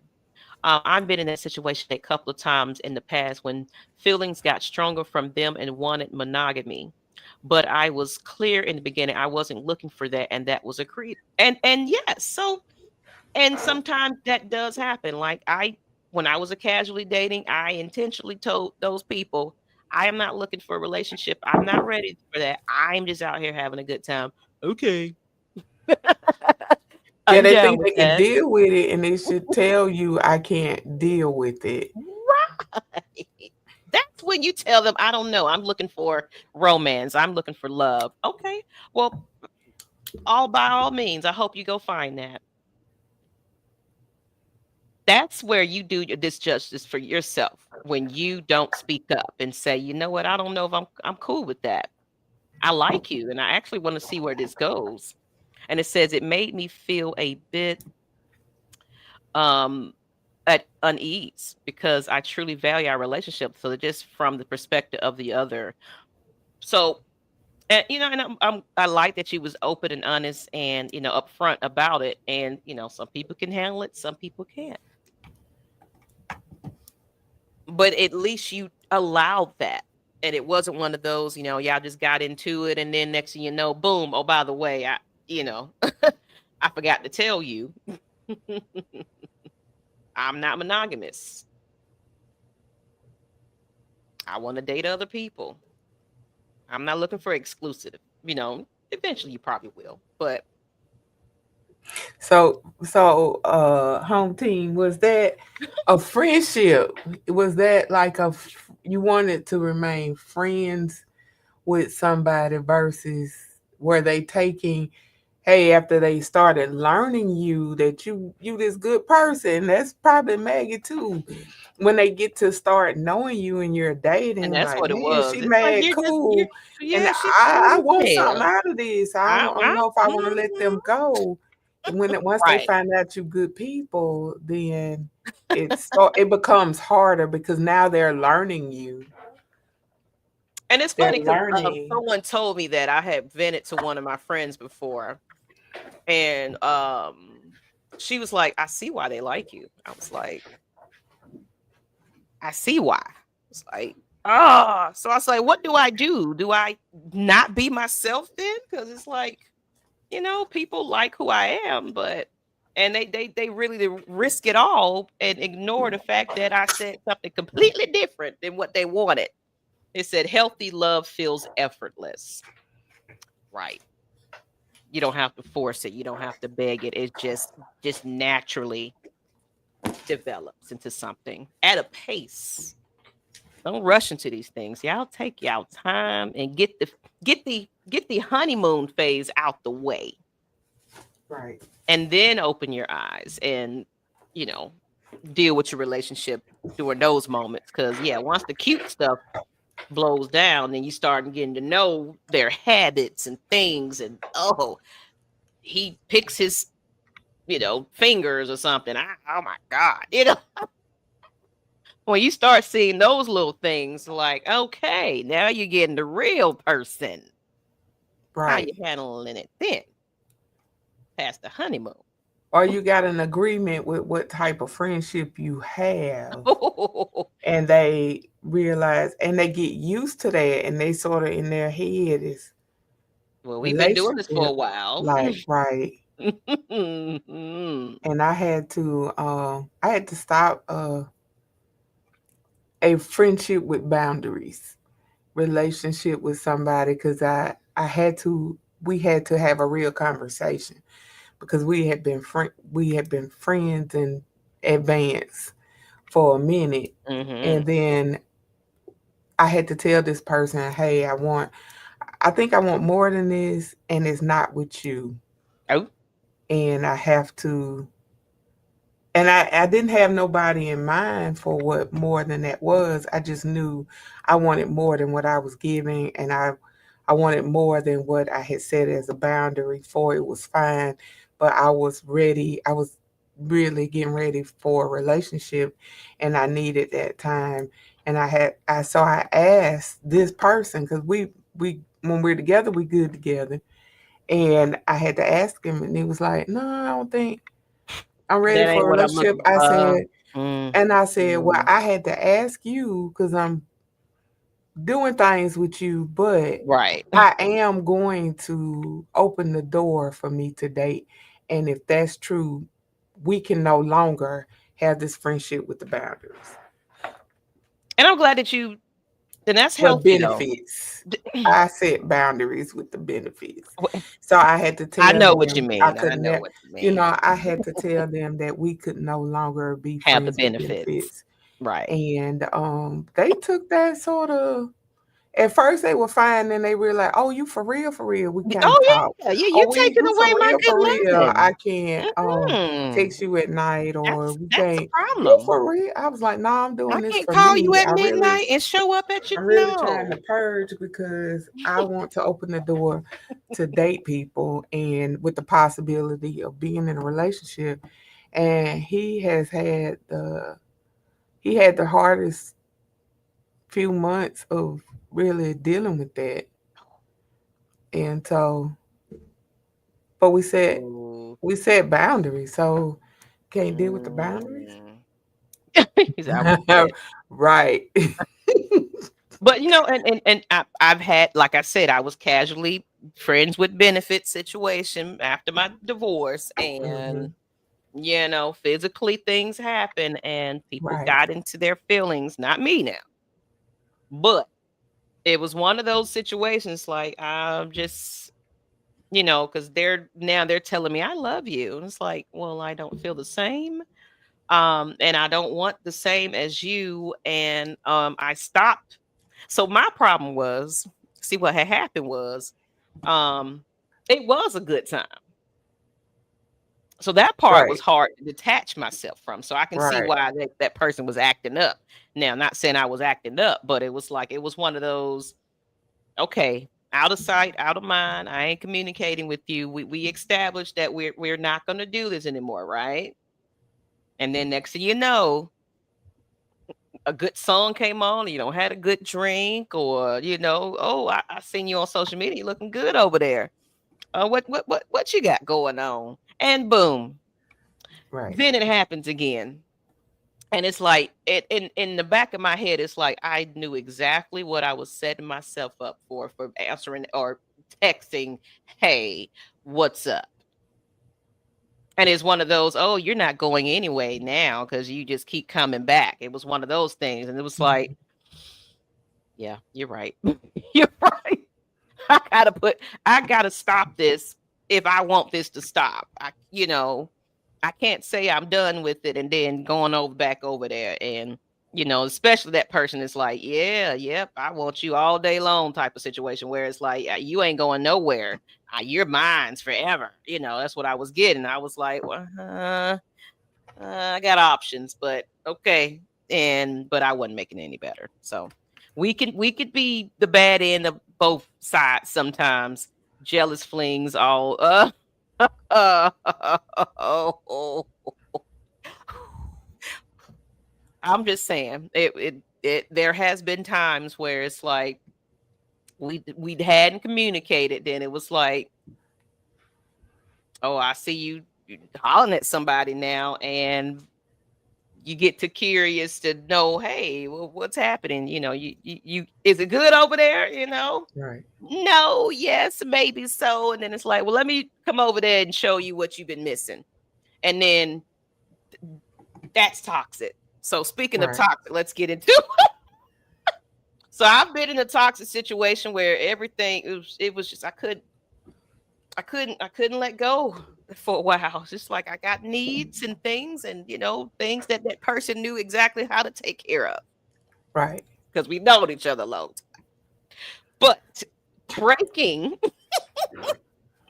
toxic cycles.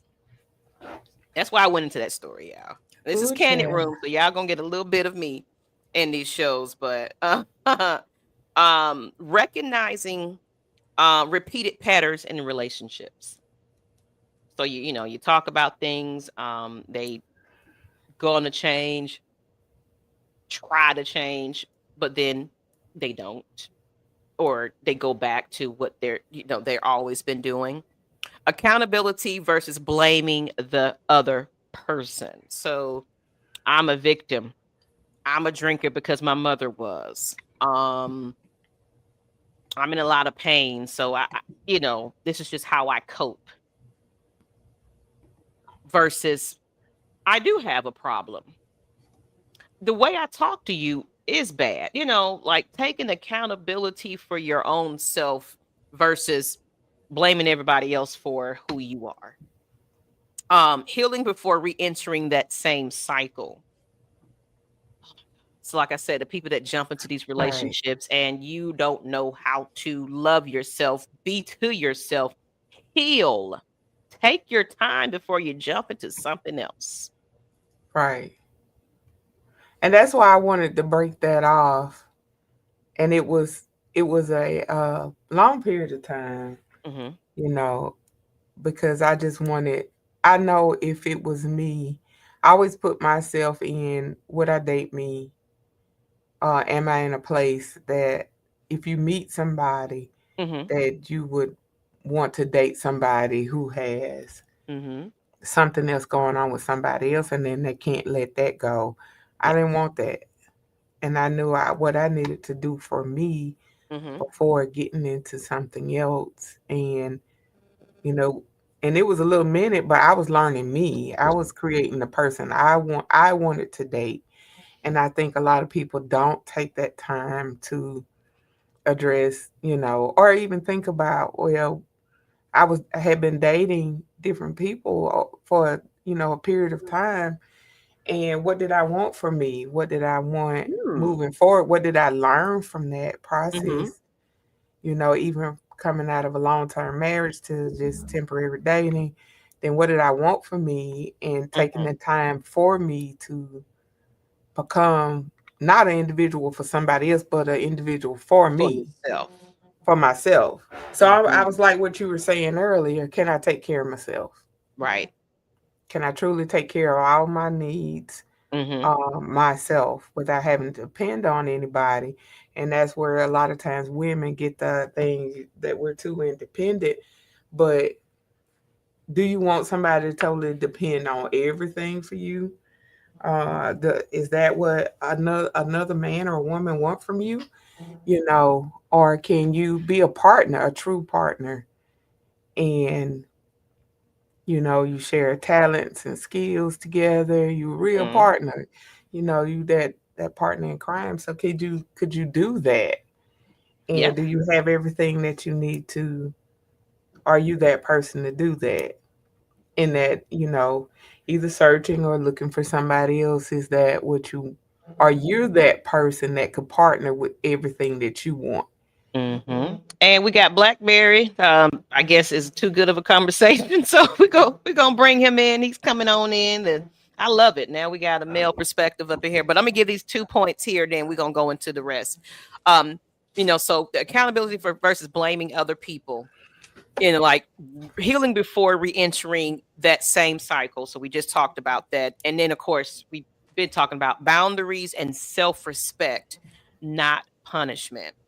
And then we'll get into some practical steps after that. But Blackberry, I know you wanted to Hey, jump in and chime in. What's up? What's up? what's going on, ladies? What's going on? I'm glad you're participating. I thought I was gonna be on here by myself today, but glad y'all somebody here talking with me. This was a But great breaking toxic conversation. cycles. Oh yes, just great. Thank you. Chime in. I was loving what you were saying in the chat though. I I think I think when it comes to breaking cycles, toxic cycles in relationships, a lot of it comes down to the insecurities of that individual. Because if you've got things about yourself that you're just very insecure about, very self-conscious about, a lot of times we look for the validation from others to give us that feeling of, oh, this is not, I'm not as bad as I think I am, or this about me isn't as bad as I think it is. If this person is giving me the love and the affirmation that makes me feel better about myself.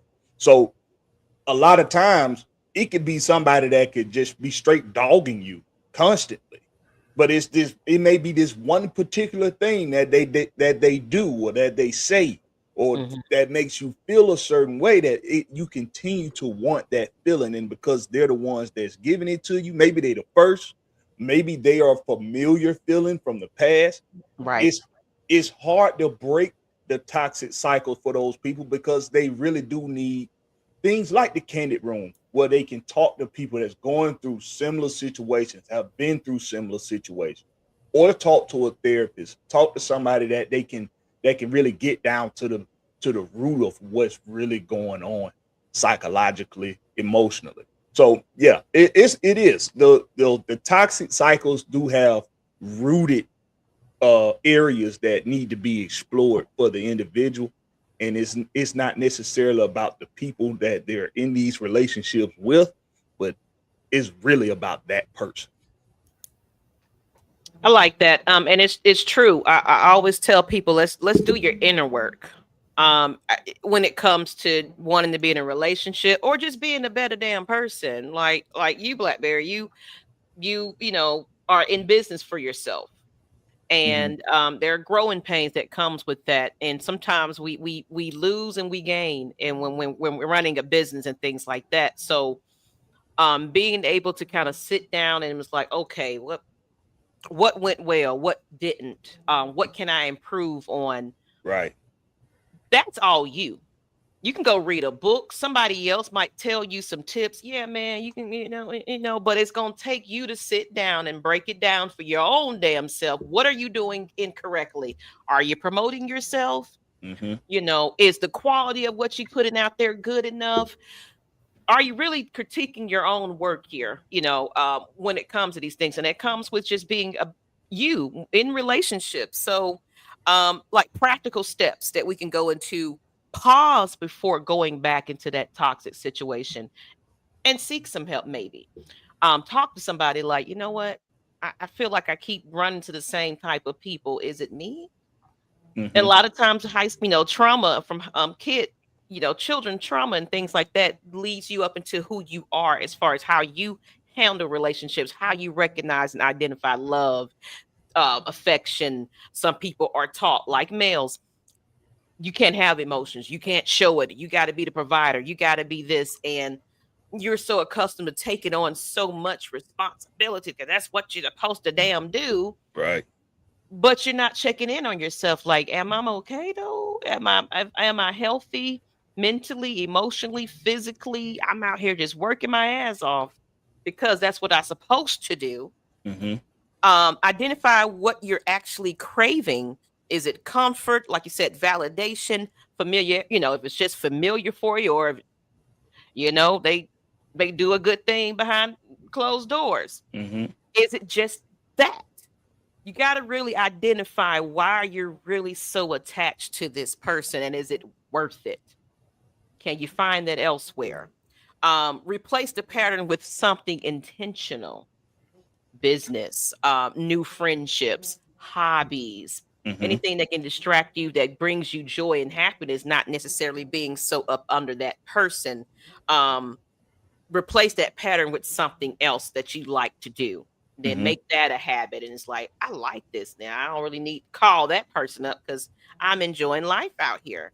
And then again, last but not least, seek support. Friends, journaling, coaching, what have you. Speak to somebody about what's going on. I try to do it on my own. I call myself self-healing, self-this. But everybody needs somebody at some point as far as help. And it's different for everyone. It's different for everyone. Some people need to be able to talk to others and see other people going through the things they're going through. And then there's other people that do need isolation, where it's better for them to just separate themselves from the distractions, separate themselves from the enviness of what they see others doing too.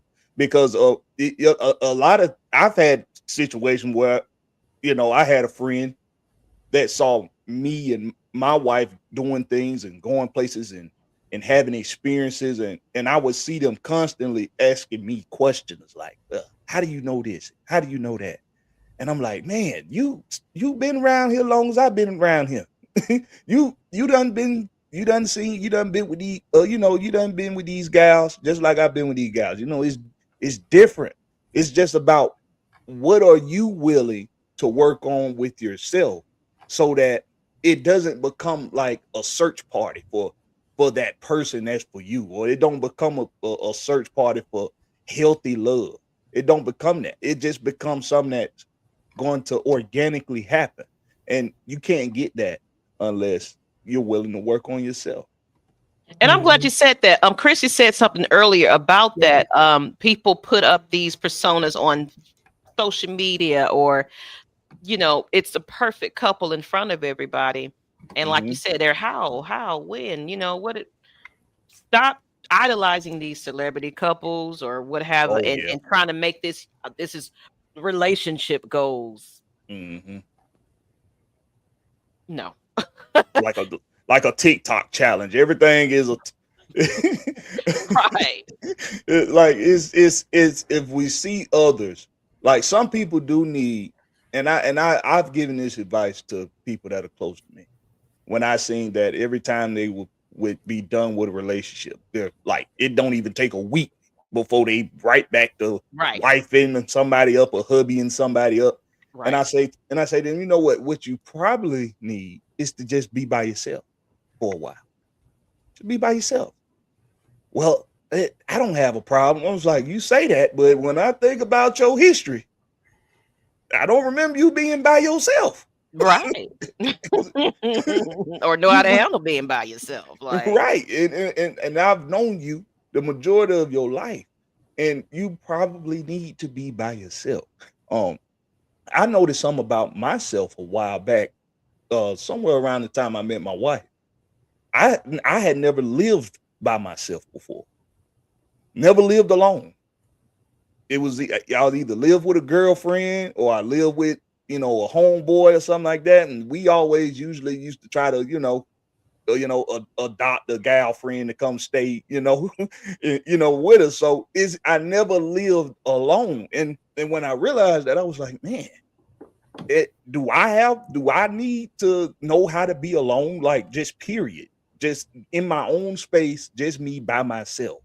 Do I need to learn how to do that?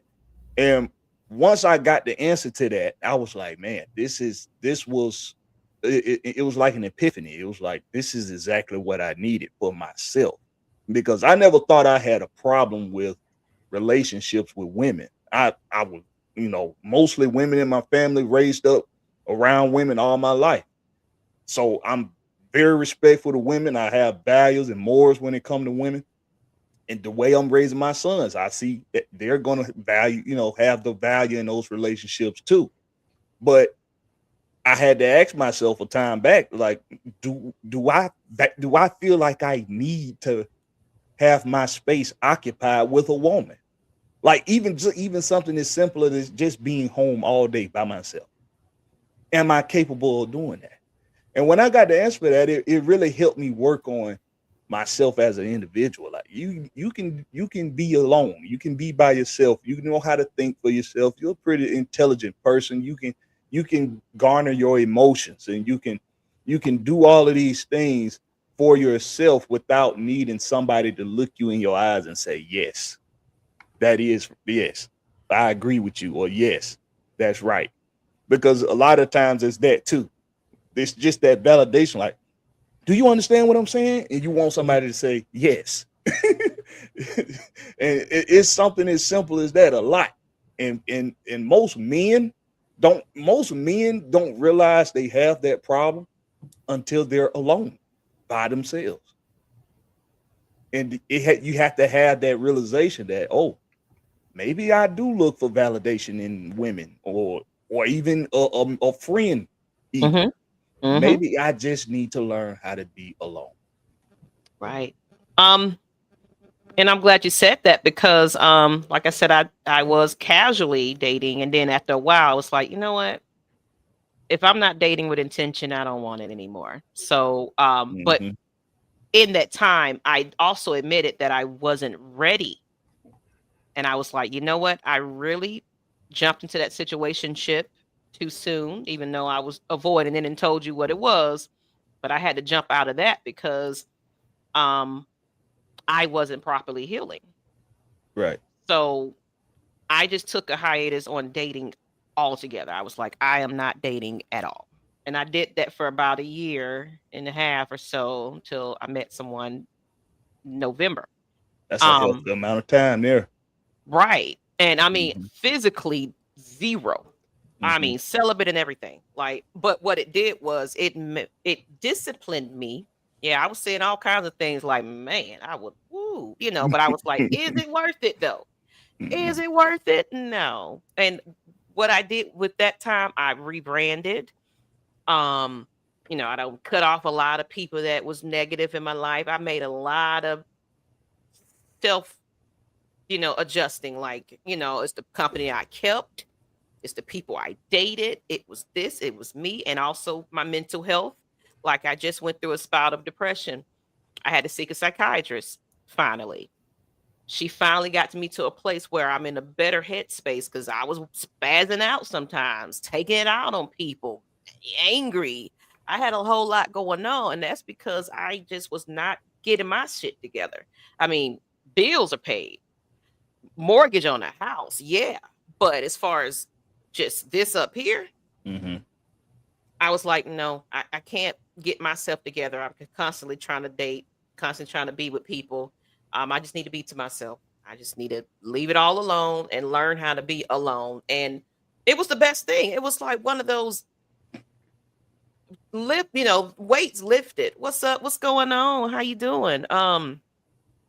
Where I felt relief. I had I had responsibility with kids, but I wasn't obligated to anybody. I didn't have to answer to anybody. I go in my bed and go to sleep, turn my phone off, and not worry about anything.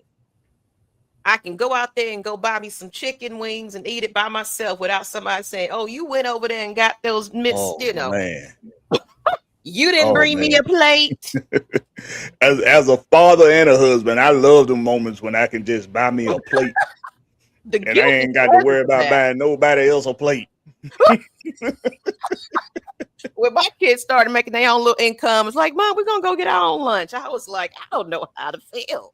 It feels great. Oh my God. Right. The little things you don't realize that just bring you peace. And Something as simple as not I was having to share a developing my piece. peace. Oh, I love my peace, but we are naturally, people that do need people though. Yes. Like people that say I'm single and I'm happy and all that. Yeah, for an extent, yes. But after a while, that single person, I'm good. I started saying, you know what? I kind of miss companionship. I kind of Right. miss being with somebody. So I slowly started opening it up to possibly going out there and meeting people. I was like, okay, I think I'm ready now. But I took the time for myself to get better though. So now I recognize things and what to know what to look for in a relationship. And I mean, if the effort is not there, if you're not truly showing me that you're truly into me, Mm-hmm. I'm not tolerating anything anymore. So can I ask a question to Hmm. both of you ladies? Hmm. Because as a man, when I'm having that turning point of okay, I'm done being a bachelor. I'm done, being out here in these streets. Hmm. I want me a woman for me. I want my gal now. When I knew that moment, I was out at the club with the boys. Now we were fiance at the time, me and my wife, and I was out at the club with my boys, and I was just like, man, this ain't It don't fit. Yeah. this ain't what it is. And I remember they was driving me back home, and I'm in the back seat, and I'm feeling how I usually feel when we out. I got my buzz, I'm feeling good. We just had a good time, and I just remember telling them, I was like, hey man, I think this is my last time going out. And they was like, what? I was like, yeah, I think I'm done.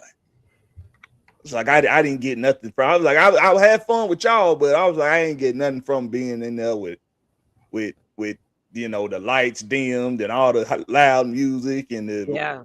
the aroma and all these gals, want me to buy them drinks and want me to look at them, and I'm just looking at them like I'm not giving you nothing. Right. And I was like, I think I'm done. But that was the point when I knew my wife was for me. That was my gal. And I know it's some shame in saying I had already asked her to marry me then, but that was when the turning point happened where I was like, no, it's for sure. I'm for certain this is my gal. But before I met her, right before I met her actually, it got to the point to where I was like, man, you know what?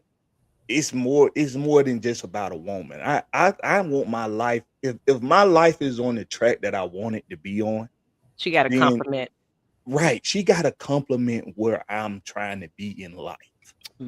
And in the direction I was moving, I was like, I can't be out here in these streets and be, also trying to have my life on track. There's too much distraction, right? There's too many things that could get in the way of your personal success, whatever you think that is, if you out here playing in the streets. So if you want somebody, you got to be open to having somebody. What now, that's from a male's perspective. From a woman's perspective, you all tell me, what's that, what clicks in you that tells you, okay, it's time? Well, for me personally, just kind of based off my history of my relationships, I was always the person that put in all the effort. Um, I think about you. I'm taking care of things. I'm the initiator of, hey, let's go out, let's do this, let's do that. The other person, they just show up because I asked them to, but it wasn't being returned on my end. It's like, I'm doing all this for you. Look, I'm one of those people because I learned it from my parents. My mother, she's always was a caterer. She, dad, clothes, are ironed, food is ready, house is clean, domestic, that's what I was accustomed to. So I cater. That's just my natural love language. I cater, I give, so I naturally would do that with somebody that I like. I really like you. So, hey, here's something I thought about you about, or, let's do this and let's do that.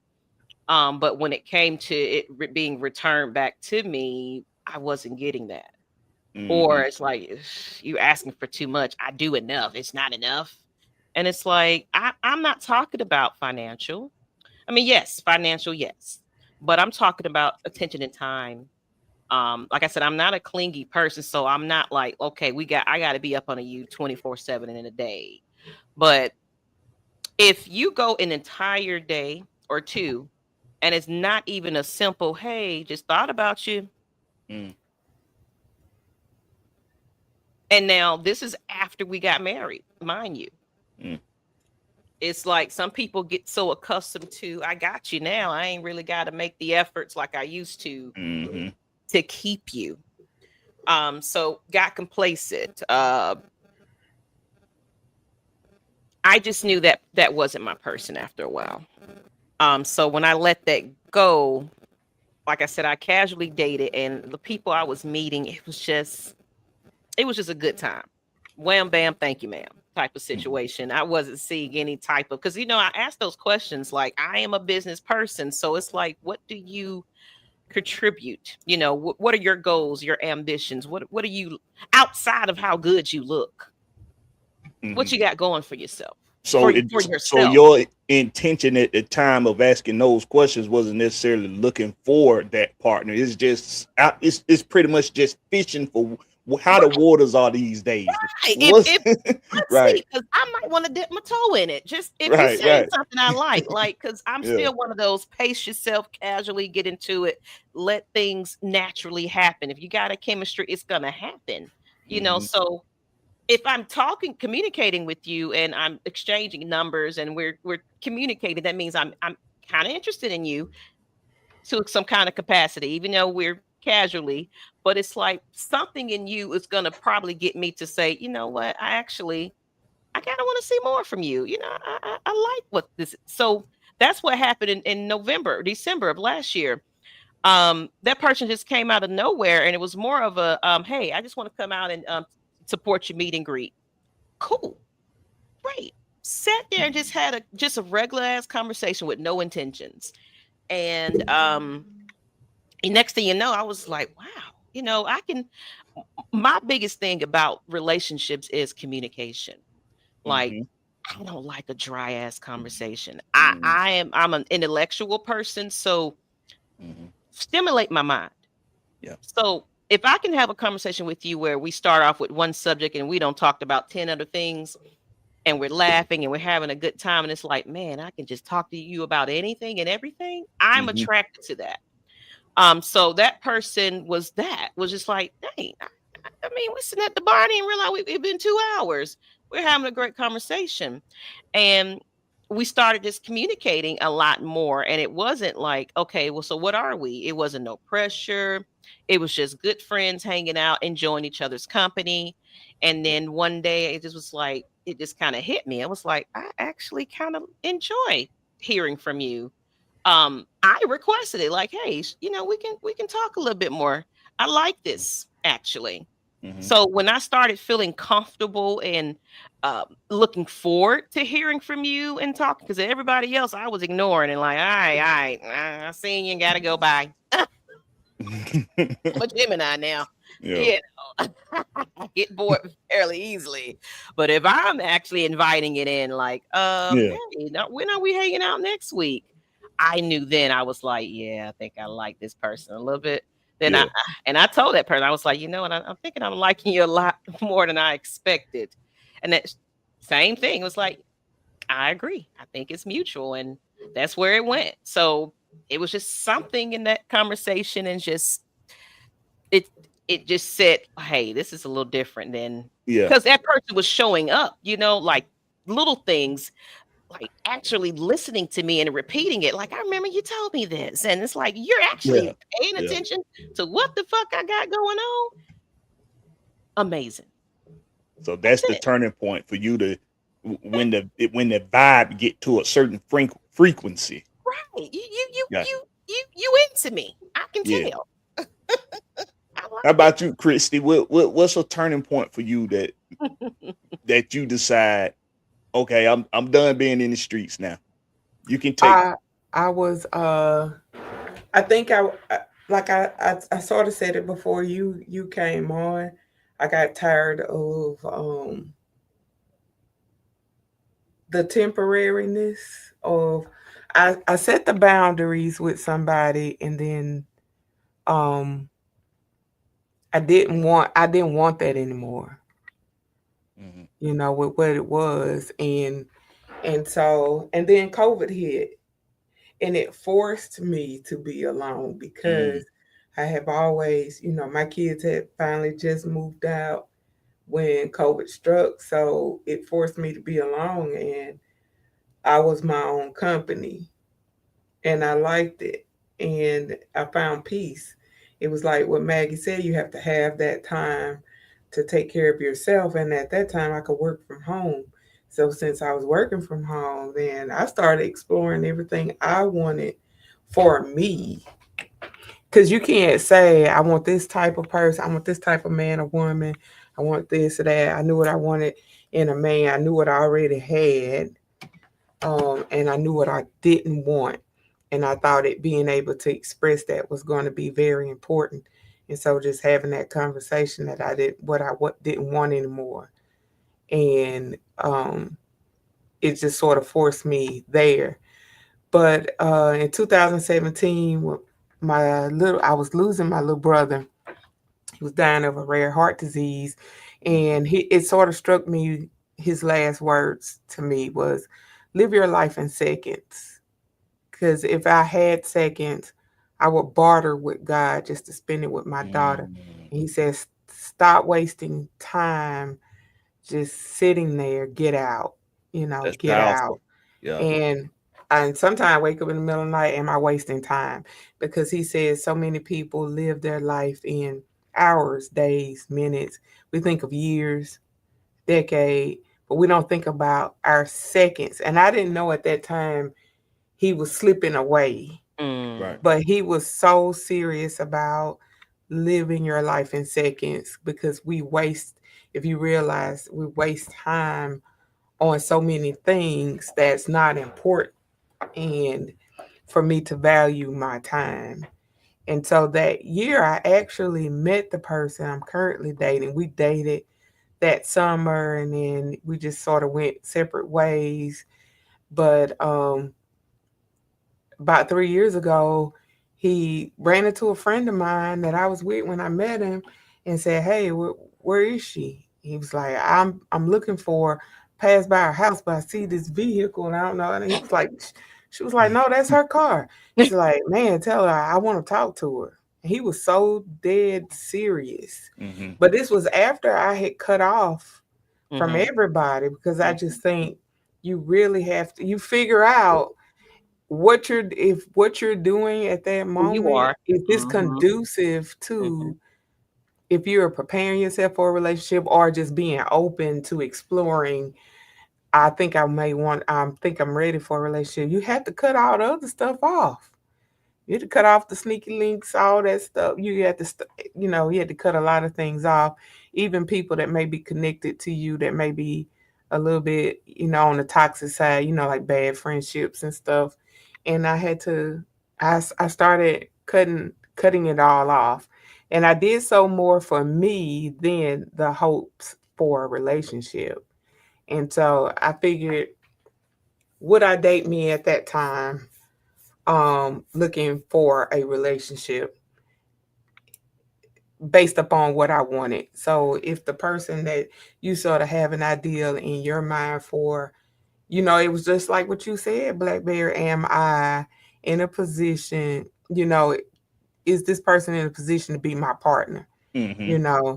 Could they complement what I got going on? And so he came for me. He literally, I talked to him on the phone. He said, I'm on my way to your house. And he said, I've been looking for you. And he said, I'm so sorry. He said, but I was like, hey, he said, I'll never let you go again. He came serious. Mm-hmm. He came serious, and he's never left. Actually, Maggie has met him, and he's a Saints fan. That ought to tell you Uh-huh. everything. Look, he had to put on that Penix jersey. You see what I'm saying? When we come to Atlanta, because it's dog eat dog, at that Oh time. yeah. You done tamed So your skank yeah, fan. That's what I'm so talking about. and so, and when we actually dated for a little while because I want to see, okay, what you come for me for? You Right, know, yeah, like, you what's gotta different? know, okay, What you fishing what's around going for? on? Yeah, what you coming for? And he had to be as serious enough because there's an age gap. That's the other thing between me and him that I didn't know about. I always thought he was older, but he was raised by older parents. And so I didn't know even back then that we had this age gap. And my son had to reveal it to me like, hey, I said, hey, they said you dating somebody. And I was like, yeah. And so I had to tell my kids, I'm dating somebody. And my son said, oh, I know him. He's yada yada. I'm like, how you know him like that? And he was like, Ma, he's closer to my age. Mm. I was like, what? I was like, no. And I was like, what? Ella. I was like, man, yeah. So when he hit me with that, but he's always been like adult, and Okay. we can go toe to toe in conversations and even in arguments, and he has to be the one to step away because maybe I'm the toxic one because I'm gonna elevate, and he knows this. He was like, you know what, he has to be the one. He walks away. Now I had to think about it, but I think I apologize more now just because I had to learn me and what my place was in past relationships. You had to learn what did you contribute to this? And a lot of people don't like to take ownership Mhm. of where I was in those different situations. And I think that's very important. You can't always point the finger and forward back at you. Well, what are those for? What was your place in those? So I find myself apologizing, but I also express openly, and I don't wait to see if somebody figure it out. Hey, I don't like this. Hey, we ain't doing this anymore. Or I let him know from, hey, I don't like this. And this is what I want. This is, this and that. And so we really no, he really pays attention to those type of details about me, and then I compliment him right back. Because if I know there's something that he wants to do or something that he likes, then that's my compromise. Sometimes it may not be something on my radar all the time, but I go and try to figure out, well, what is it about this that he likes, and then I find something that I like about it. So Mhm. um, That's these last that's 3 years has that's worked out amazing. for us. That's But healthy. Yeah, and what was real healthy, he was a man to say, "I want a relationship with you." After we had dated for, he said, "Look, we've been vibing for a while, and we've been knowing each other for a long time." I said, "Well, address it with your family that you want to date an older woman." He said, "I've dated an older woman, but his mom was the first one, and he went real with her. And then I met the whole family, and they just embraced me from the door because he told them how serious he was about it. Mhm. And so they had my back, I had theirs. And that was the first time that a man to me just stepped up, even with meeting my children. And Mm-hmm. I mean, my daughter teased him about playing stepdaddy, sometimes. And he knows what's important to me, and he addresses that. Mm-hmm. And he knows, like Maggie T said, I have needs too that needs to be addressed. Can you address those?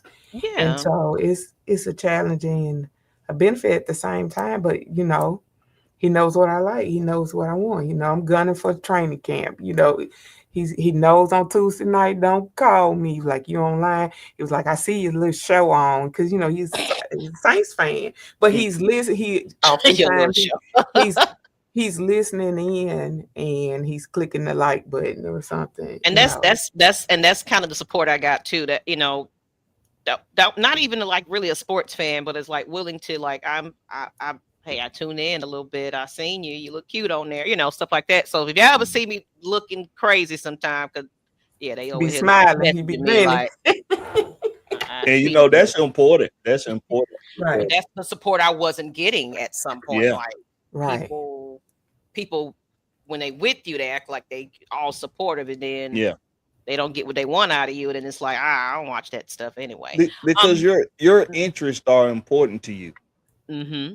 Even they don't have to make sense. They don't have to be something conductive to um running a household and establishing a foundation. And they could just be something you're interested in, and it's important to you because it makes Share you it. who you are.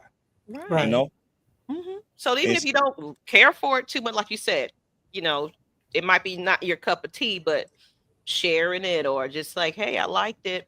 And you said something there, Miss Christie, and we're gonna go ahead and roll up out of here with our last thoughts, because I didn't realize this was gonna go on for this long, but it's my fault. I'm it was sorry. needed. It was needed though. I'm Oh, that glad. was good, Blackberry, And to I like the hear fact that people are your still perspective. here. So it must be saying something right here. So if you guys are in the chat, show some love, some hearts. Thank you again, subscribe. But you said something right there where it was just the accountability part. That's what we talked about earlier. What did I do to contribute to my lifestyle, the way I'm treated, the way I treat myself, all the above, especially in a relationship? What did I do in that relationship that could have been different as well? Am I Right. a communicator? Am I not? Did I say something that hurt their feelings? Did I show up for them? Are my habits too much of a problem? It's we're so quick to throw the fingers at somebody else. And that's why when you have healthy, like, this is not my coaching show right now, because normally I would have tips and things like that. But typically, a good communicative conversation as far as relationships wise is, for one thing, both of you guys are listening before responding. Hear that person out.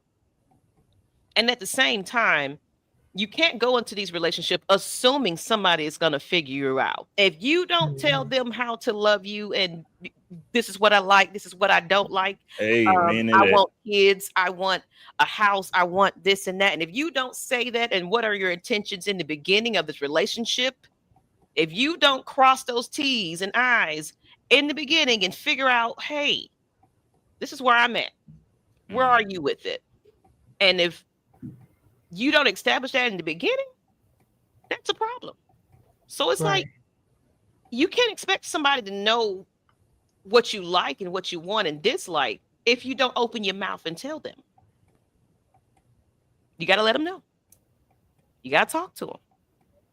So my last thoughts is people. Our culture right now is one of those we together and we break up tomorrow because of a little something. We're so fight or flight, where it's just like, okay, I don't like the way this argument was going. Now, it wasn't a physical argument, but it was maybe more of, hey, I'm holding you accountable for yourself. I'm running out of here. I'm leaving. That's you avoiding the conversation. That's you not facing the situation, and you rather leave that situation, and then you're wondering why your relationships are not working because you're running. Mm-hmm. So let's look back at ourselves as well. I'm tired of everybody. Oh yeah, these relationships because they, and what else did you do to contribute to that as well? Mm-hmm. Let's hear both sides of the coins. There's always three sides to a truth. Right. You Right. got what somebody told you, the other person said, and then actually what really happened. And you won't get that part of it, but we already know it. So that's my last thoughts, y'all. Thank y'all for tuning in to me. I'm gonna let y'all go ahead and get y'all last thoughts, and then we can let me know where to find y'all. And I appreciate y'all joining me this afternoon. This is so weird, but It is. I'm used to night, so but It's I want to weird do for this me, more for often sure. in the mornings, just to have open discussions, y'all. This is not scripted. We're just talking.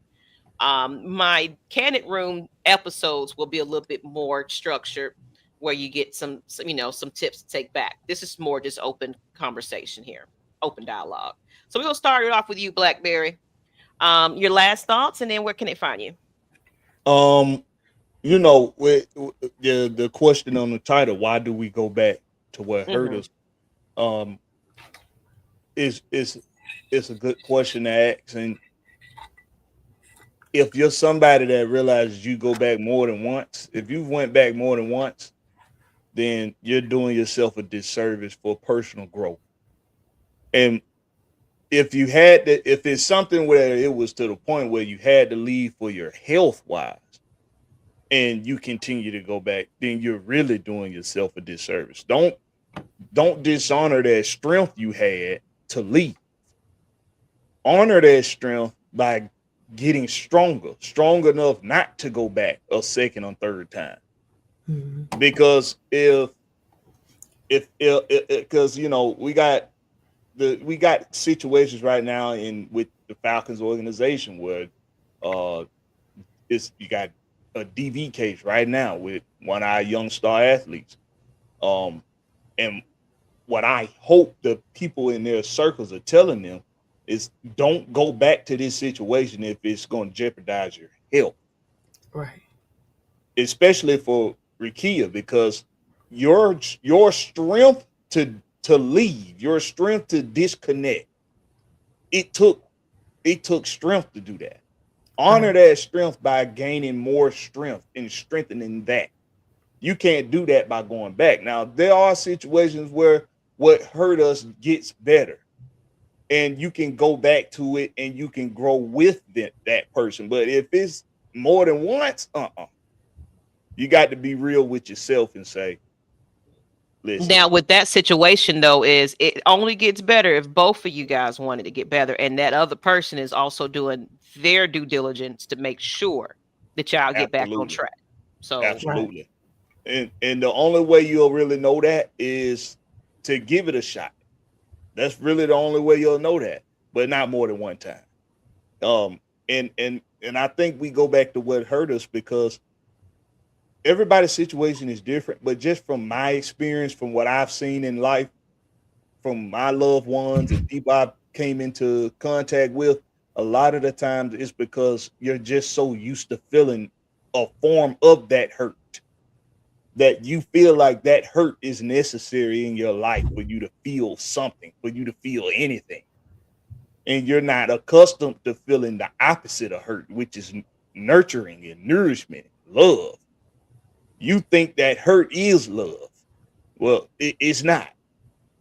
I open up my Bible and I read and I realize all of my answers are in the word. And I ain't gonna get biblical with y'all, but I open up that Bible and I just get my answers.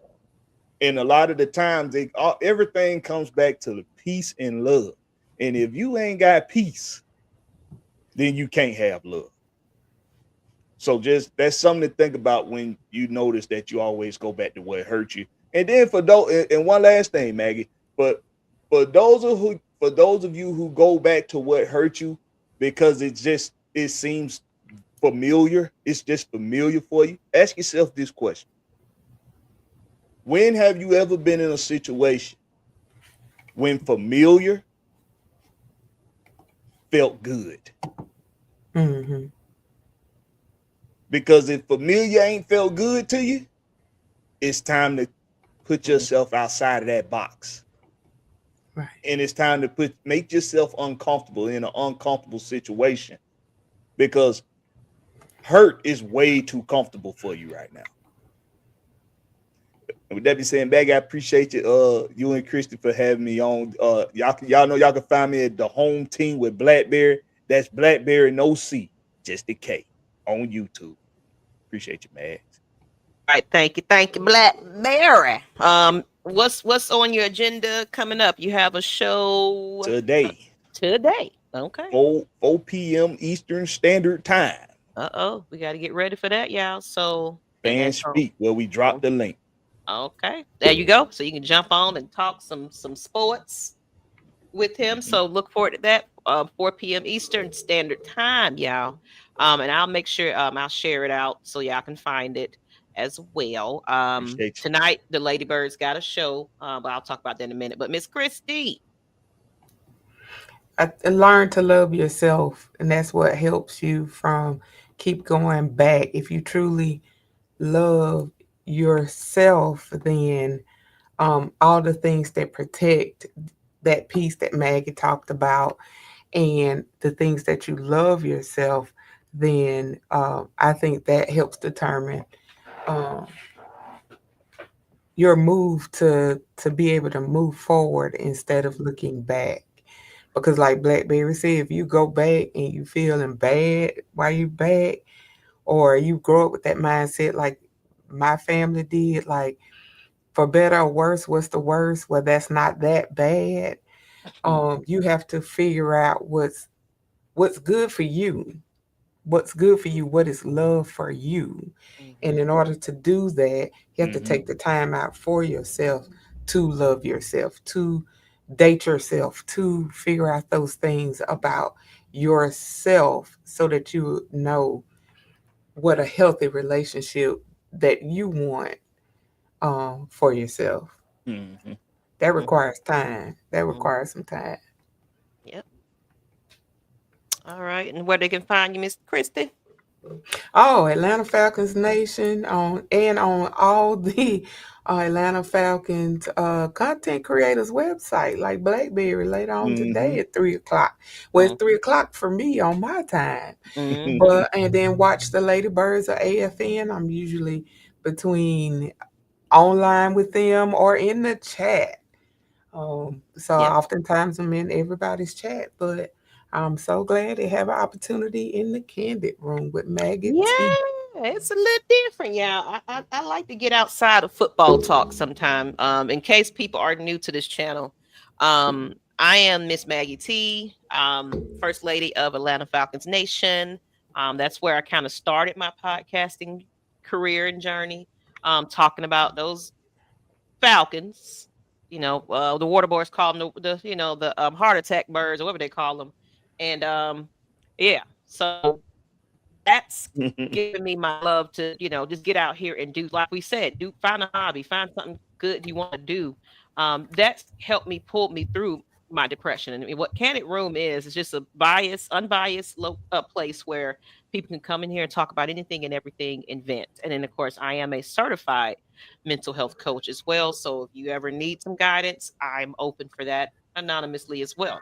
But this one here, I just wanted to open it up. I'm gonna start doing this. I did it yesterday. I'm doing it today. I might jump on here. These are pop-ups. So where I feel like I have a topic I want to talk about. If you guys have some things that y'all want to talk about, throw them at me. If you're in the chat, please hit me up and let me know. Hey, I want to hear more about this, so we can have some open dialogue about that. Be on time, Blackberry is what. Come on. You gonna tell me what to do on my show, Judge. I got you, man. I got you. So be on time. You be on time to Blackberry show. No matter what time he press start. There Be you in that go. chat. There you go. Be ready to go. Have your snacks and everything ready to go. So you ain't got to get up. Oh, I gotta go run with the show real quick. Nope. Tune in. Click that link when he drop it. But no, seriously, thank y'all. This is Kandid Room. I'll do this a lot more often because I just wanted to open up a platform for people just to have some everyday discussions and everything else, because this world is a crazy, crazy, crazy place. Our Yao president is losing his mind right now, and I think we need a little bit of break from all of that, love on each other, amongst each other, and help each other out, because we need a time machine. That's what we need. Go back in time and redo some elections. But my next step is I do want to, because we just had I like this one, but we just had an all-male panel of talking about mental health and how it affects them. They wanted to do a part 2. So I'm out there reaching out and putting it out there. If you guys want to be a part of that, fellas, it was very candid. They opened up to some things, and kind of, I learned a lot about it that, a lot of people don't understand. Men have emotions and feelings as well, and they need to talk about it. In addition to that, we also got to rewind this back with the ladies as well. So I'm definitely looking for a full panel of women to get on here and talk about mental health as well, how it affects them, as also in the LGBTQ community. Also, in addition to that, so it's going to be a lot more of conversations coming in. I'm posting this in the group, so more group participation. If you're watching from there, say hello, leave some feedback, and hit me up if you're interested in being a guest, because I like to support y'all business. And Blackberry got a business, custom made items eventually. So like I said, I love the support. So on that note, it's your girl, Miss Maggie T. This is the Kandid Room, and I'm gonna give you guys 3 hours back, because wow. It was a good show. It was a good topic. Good conversation. But I gotta go and act like I like work now. So yeah. I'm gonna be productive in my job. But yeah, I was able to kind of provide some entertainment to y'all. So thank y'all. Peace out, people. Bye-bye. The Ladybirds of AFN is on Atlanta Falcons Nation tonight at 8 p.m. Eastern Standard Time. Don't miss it. Miss it. All right. Peace. Bye-bye. Bye.